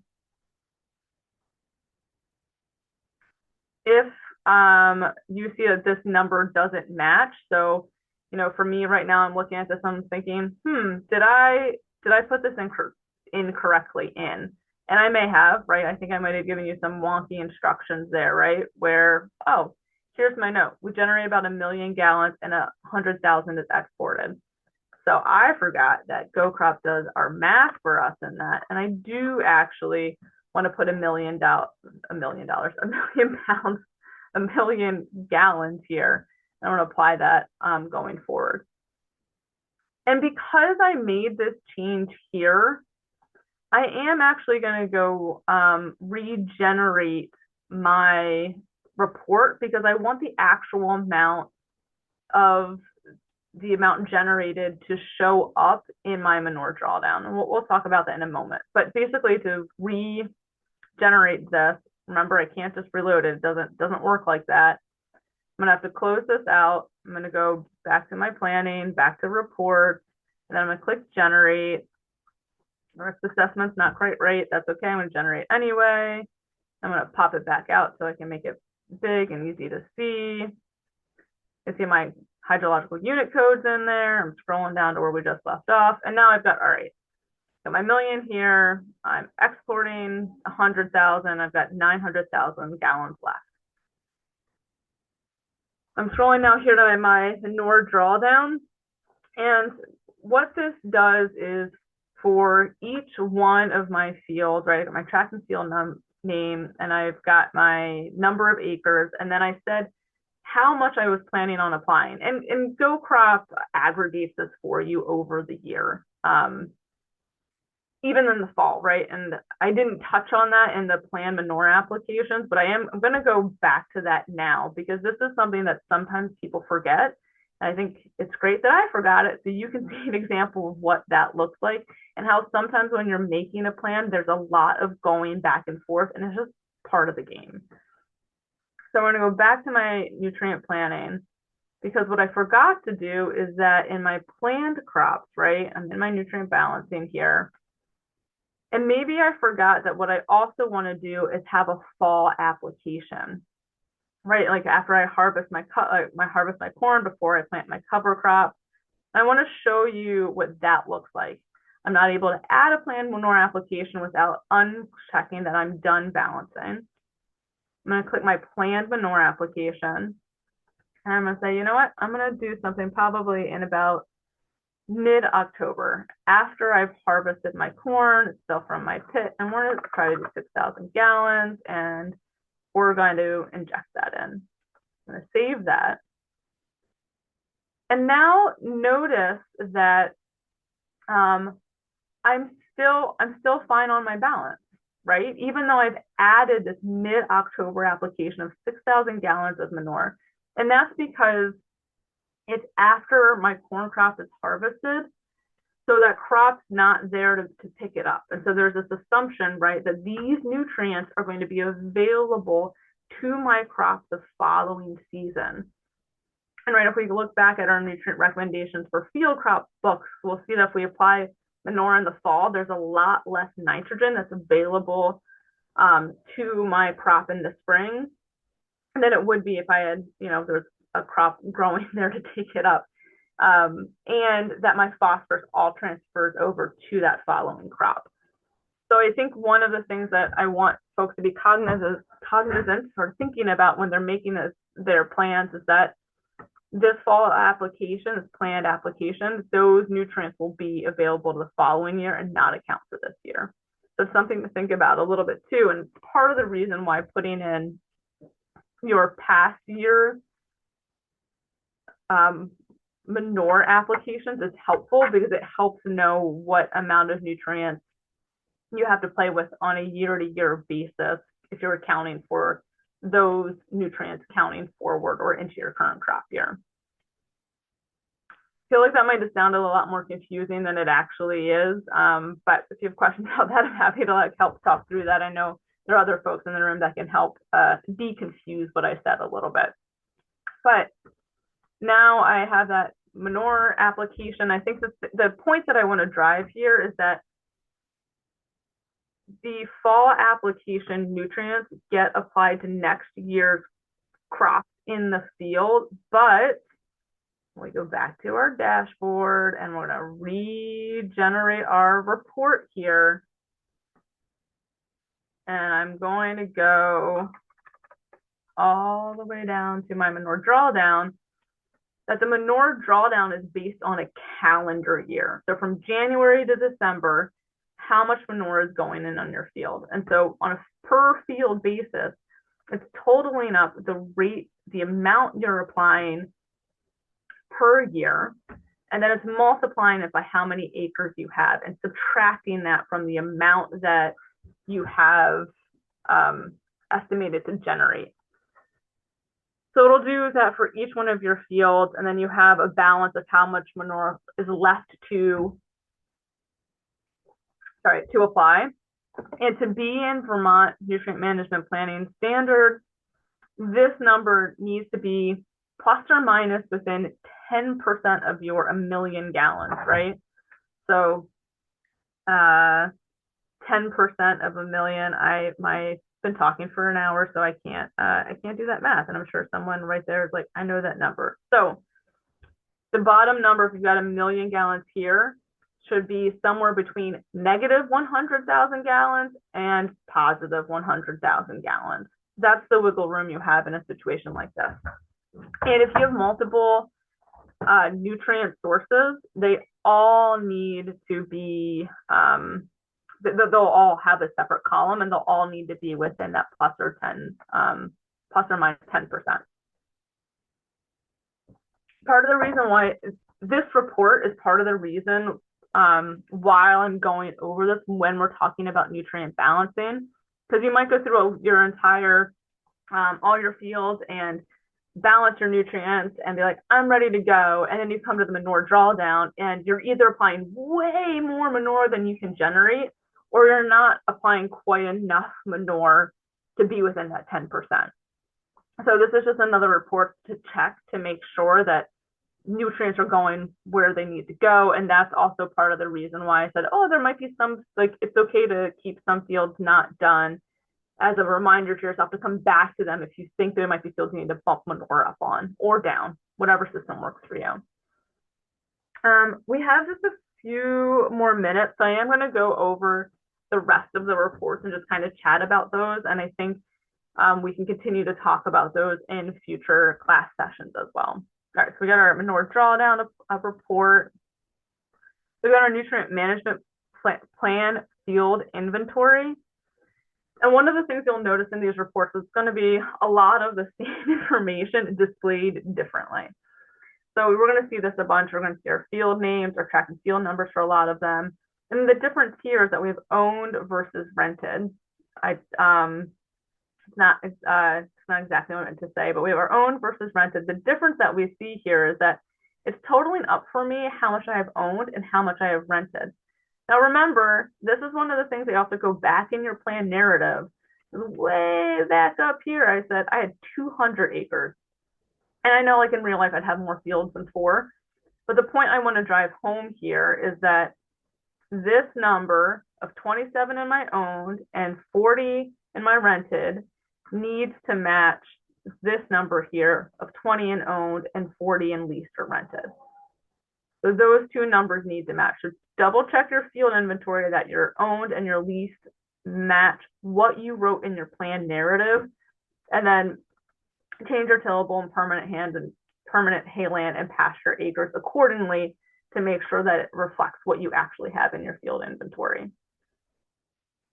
Down here, okay, so the other thing we have in our nutrient management plan field inventory is our soil type, our tolerable soil loss. One thing that I do check for here is that the tolerable soil loss is often a whole number, a round number, like 3, 4, 2, 1.5, 5, which is different from our Russell 2 soil loss, which, especially if it's a continue hayland or grass, it will be typically a very long decimal number.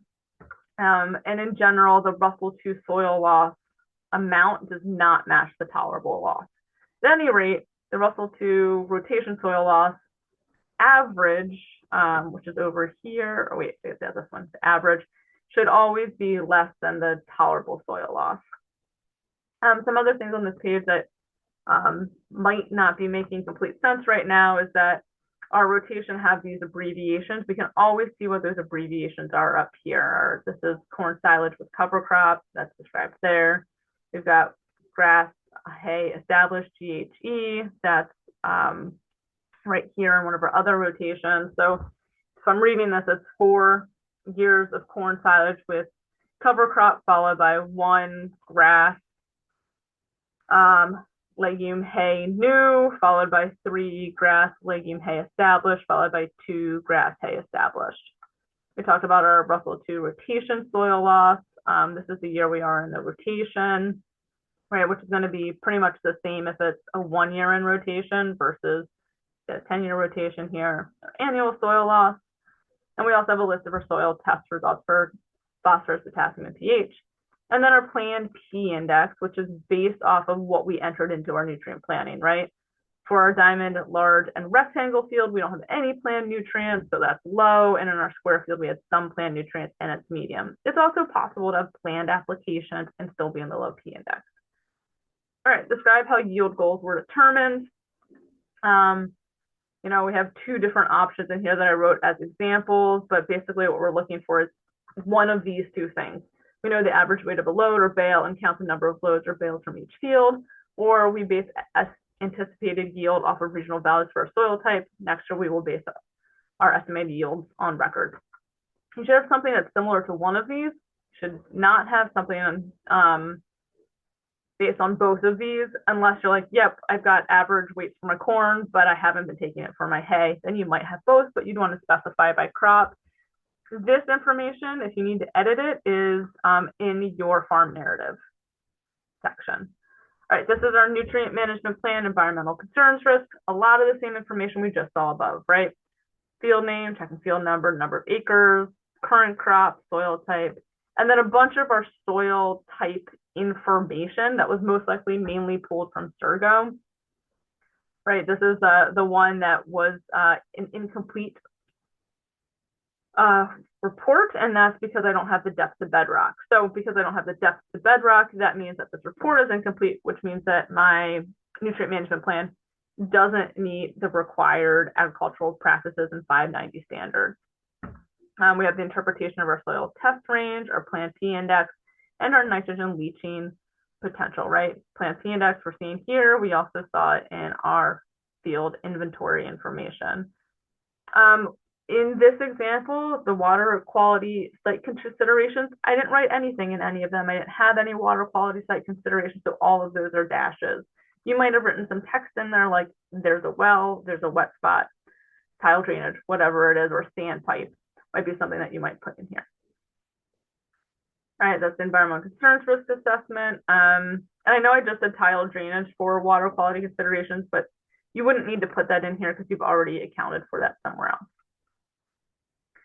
Now we're at our nutrient management plan Vermont P index report, right? And when we were in the nutrient balance page, I pulled up that form that showed us all that information that was in there.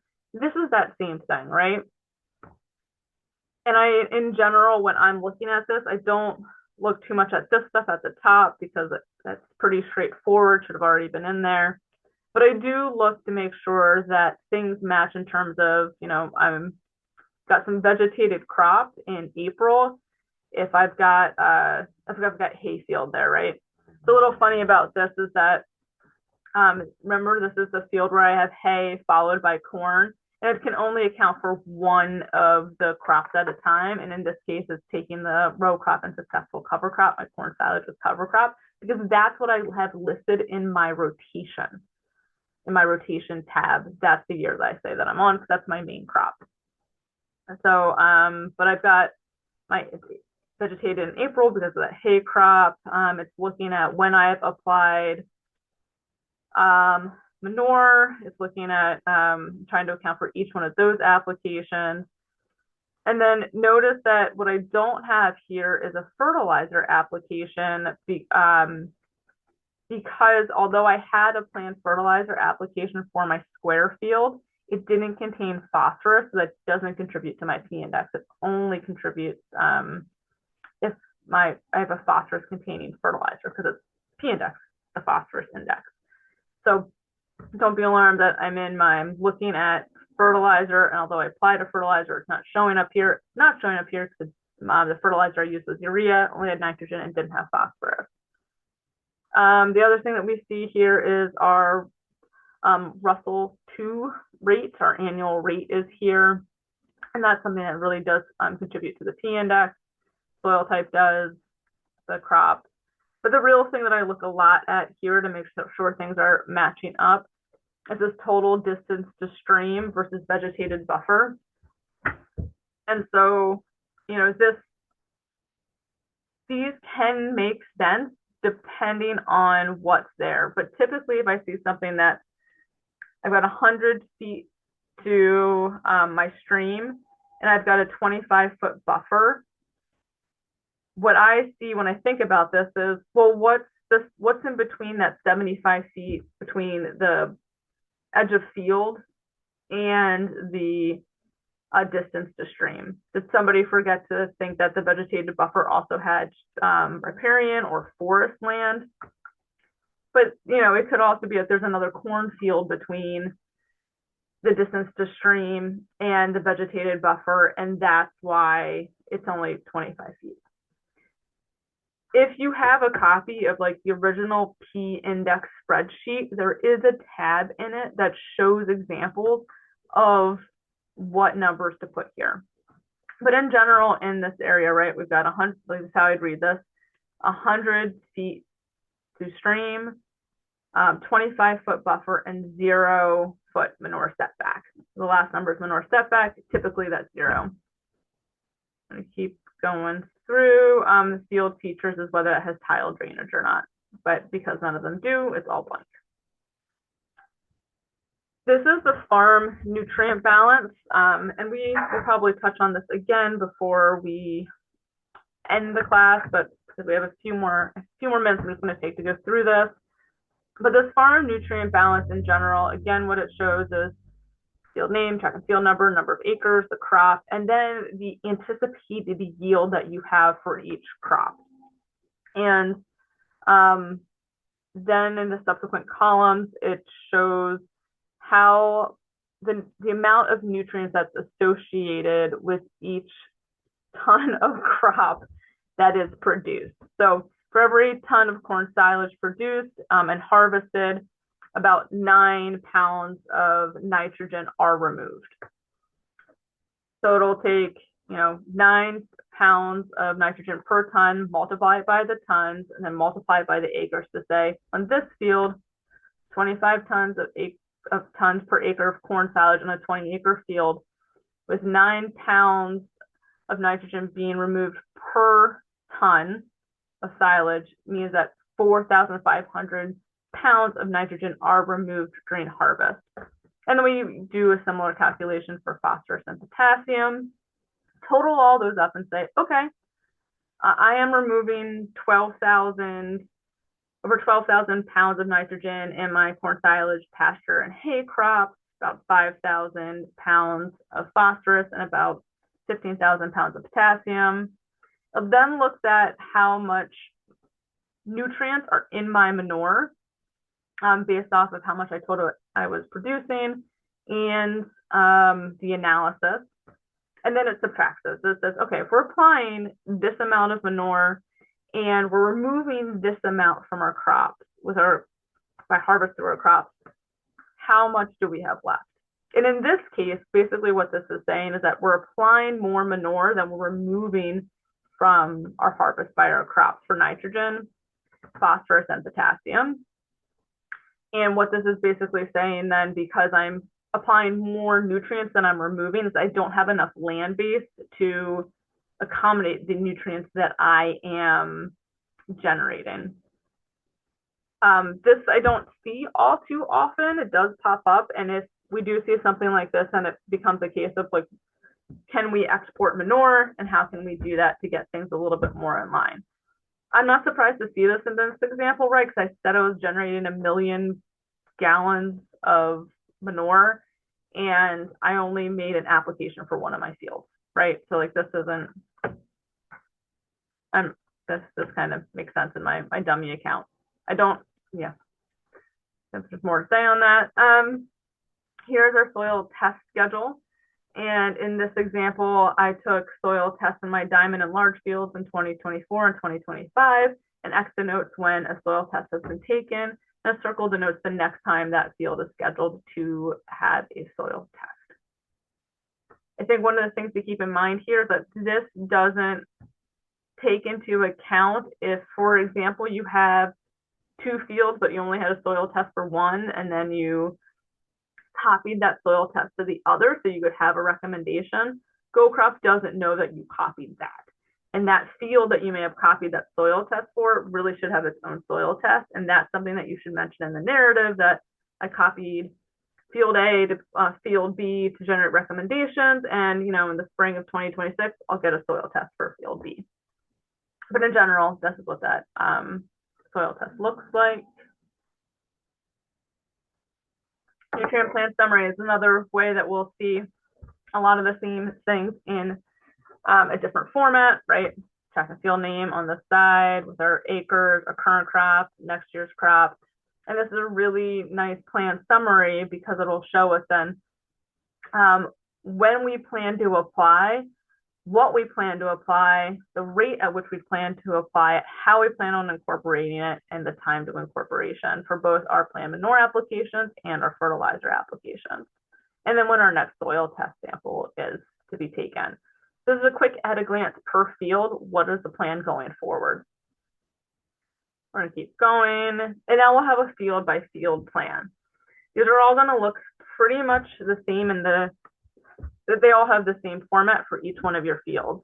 I think one thing that I'll point out right now is that I've got a really short plan. It's 16 pages because I have 4 fields. The more fields you have, definitely the longer your plan is going to be. But in general, in our field plan report, what we'll see is our field name, track and field number of acres, like we've been talking about,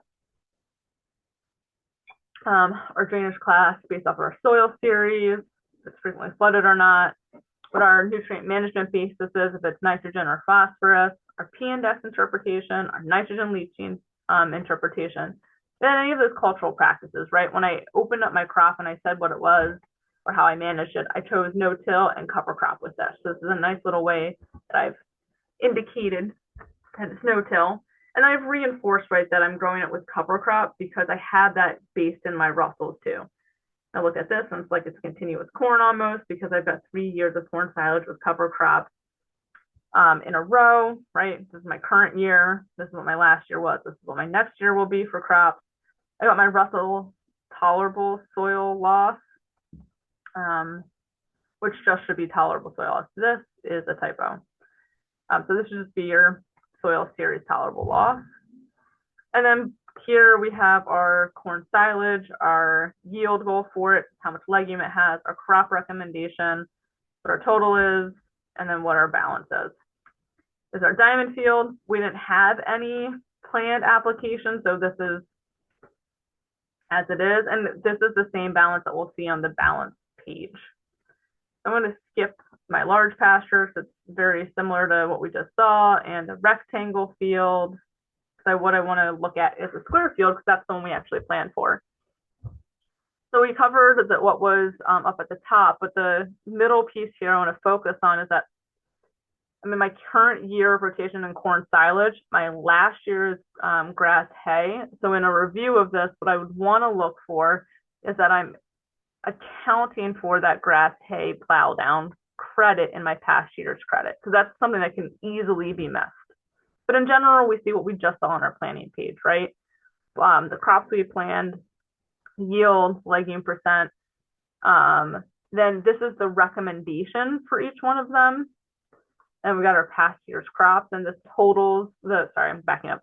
We got the recommendation for each one of our crops, and then we have the total of that recommendation for both of them, right? In all the previous field plan report we looked at, we only had one crop, so it didn't need to total them, so it's just total the total.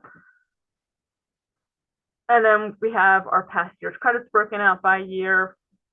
We've got our planned credits from manure, again, broken out by application and then totaled. Our planned credits from fertilizer, broken out by application and totaled. And then we have that against the soil test recommendation, right? So one of the things just to point out here is that in our field plan, it displays the balance against the crop recommendation. It does not also show the balance against crop removal. If you want to see that, you need to go back to your plan. And then our last few reports are what we've kind of called like more of our farmer friendly reports, but it is the plant manure application report, and then after that, the plant fertilizer application report. And what's really nice about this is, again, it's got our field names, track and field numbers, acreage, and the crop, and then what we're planning on applying it, from what source, and the rate. And then depending on what equipment we have, it'll tell me how many loads I need to meet this rate from this piece of equipment. I name my equipment Liquid 6000. So it's going to take 5 loads from Liquid 6000 to meet 2,000 gallons an acre on my 15-acre square field. If you have multiple pieces of equipment, it'll tell you how many loads per piece of equipment. So if you're spreading with on the same field with 3 pieces of equipment, it won't be the total number for each of those. You'll have to kind of adjust the math for those. And then similar with our plant fertilizer applications, same setup on the field details, and then same thing for the plant fertilizer application, when we're going to apply, what we're planning to apply, how much. And then one of the really nice things it'll do is it will total per field how much of that fertilizer you need, and then on the upper right, it'll total across all fields how much fertilizer you need. So this can help you know how much fertilizer to order once you're done planting. And then the last report here is the crop rotation schedule, which is what you're planning on growing throughout your rotation. That's what's per field, what's in the top row here per field, and then below it'll display your actual. In this, I don't have an actual because I don't have a history of what I planted yet because it's my first plan. But as you go through, GoCrop will generate also the actual crop that you grew in that year. But because it's a new plan, it's not there. All right, that was it. Heather ended early and I ended late, but that was a lot to digest. I think just to reiterate, I know I went over a lot because I started in reports and I just wanted to get through it. But the big things today, right, are to finish your nutrient balancing. And if you were able to get all that done and you have some, and you want to double check that you've applied all the manure you have within the recommendations, you're going to go click back to your dashboard, to your report. You can generate the whole report, but you can also just generate the manure drawdown and make sure you're within plus or minus 10% of that manure drawdown. That was a lot to go over, but there we are. And Susan, you can stop recording now.